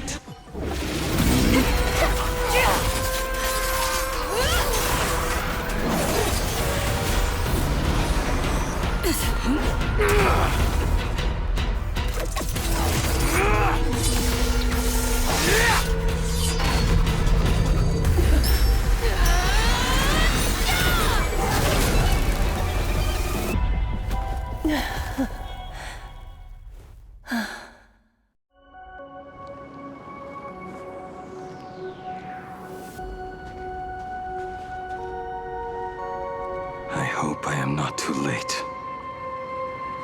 Are you kidding? Your timing is impeccable, Blady. But isn't this a bit much? How did you even change outfits? What happened down there? I used the Leviathan's maw to imprison Shuhu. But that doesn't matter.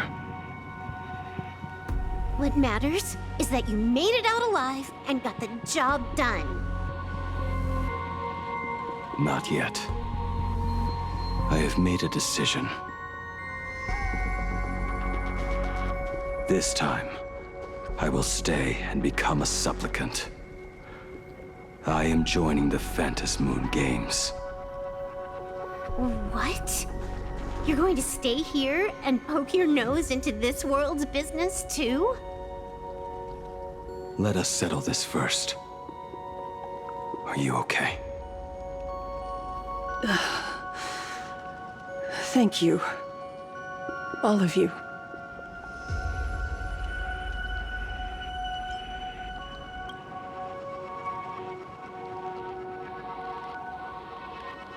As long as the canvas remains, Asat Pramod cannot kill me. You have fulfilled what Evanescia entrusted to you. It was all me. For 1,000 years, I was the one obsessed with bearing every responsibility alone. Asat Pramod was right after all. I have been a ghost of 1,000 years past, arrogant enough to think my seal over the world and canvas was unbreakable. I really believed that accumulated wish power would be enough to strike him down when he returned. We are up against the same nightmare that survived a whole Sindearth age. The same monster that an entire era could not even overcome. Just how did he even sneak into the world and canvas?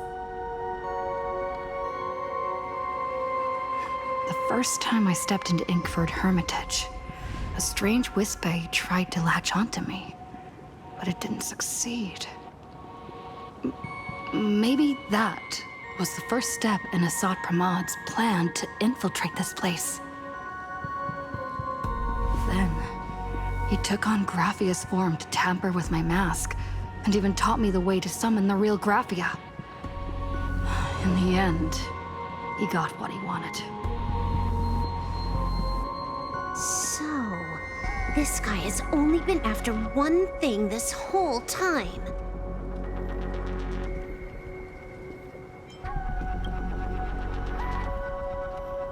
And to awaken the husk of the veracity, we need to leave this place as soon as possible. The giant maw that swallowed me is starting to stir. But he mentioned he had something more important to do. What is that even supposed to mean? He has so much on his plate, no way he can split himself into pieces and handle everything at once, right? 1,000 years ago, the demon lord from beyond invaded Ahatopia. The power he unleashed was beyond all comprehension. He could appear in places thousands of miles apart at the exact same time, as if he possessed countless incarnations. What? He said he was meeting a genuine nameless. Himiko! She's in trouble! The biggest problem? Do you mean me?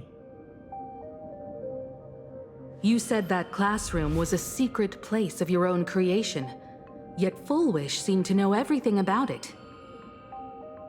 You are far too familiar with the Express, yet there is no way my father could have ever set foot on it. And another thing. When we first met up earlier, you said it had been 15 years. But my father clearly left much earlier than that. Your story is riddled with holes. Or rather, you never even intended to pretend. You are the only person I can never seem to lie to. And about that last point, it was just a slip of the tongue. Stop this pathetic act. You are not him. You who dare to impersonate my father, show your true self. It seems our pleasant little father-daughter chat has come to an end. Buying time, keeping me pinned down. Oh, you played your part well along the way. If I proved to be more dangerous than anticipated, you would be right there to shield your companions. But, Navigator, you still overlooked one possibility. The most fatal one of all. Why don't you try to guess at what exact point did I take Ryusuke's place?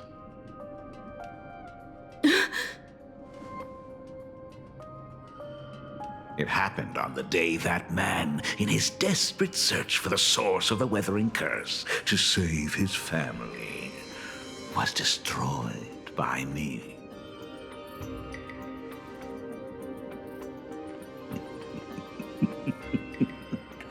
That year, Himeko was 6. At her mother's funeral, she met her father for the first time. You are lying. I have told you only one lie in all these years, my dear daughter. Nice to meet you. I'm your father, Ryusuke. All that effort, all those years spent by my side. What are you really planning? Even I find it hard to tell what goes on in this head of mine sometimes. But now, as I look at your face, at that exquisite expression, it all makes sense. I had so much fun playing a father. And the best part, that was not even the most fun I have had today. Hey, can you hear me? Someone who looks like a Supremod just showed up at the tavern. We are under attack by outside Primate. Don Hung and I will do everything we can to cover Yao Guang. I've played along this far, so why not make it interesting? Let us add a dash of red to our little opening act. You have proven your theory by tearing off the mask of Ryusuke. As a courtesy, it's now time to strip away your disguise. The ugliest lie of the Trailblaze. The truth that has been hidden for 15 years. When the Phantom Moon is full again, I will be there as I have promised. I will come back with so many stories to tell you. The girl looked up at the stars, but in her heart, she was terrified of setting out. She was afraid of the universe, and even more, she was afraid of the weight of responsibility. In the end, she left her wishes to someone else. As for her, she chose to lie in a grave and stay in the Arcadia forever. Ryusuke's daughter, Himeko, is long dead. When she saw how vast the stars really were, she ran away. Just as the Trailblaze will always converge with the destruction, culminating in awe-inspiring obliteration.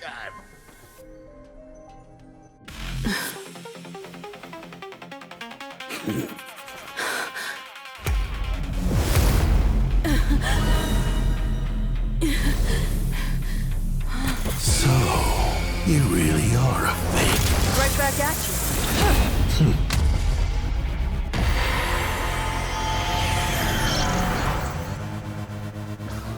O denizens of this Arcadia, lost in its splendor, once I beheld the Astral Express rise again towards the stars here. Since then, you have known 15 long years of unbroken peace.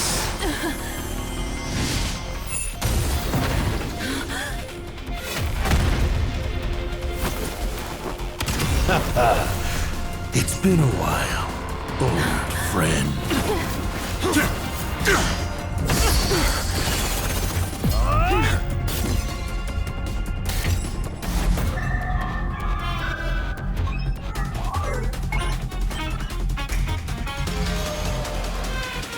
For 15 years it was I, Hassan Khan, who delivered every promise of beauty to this Arcadia in advance. Now, please indulge in these long overdue surprises.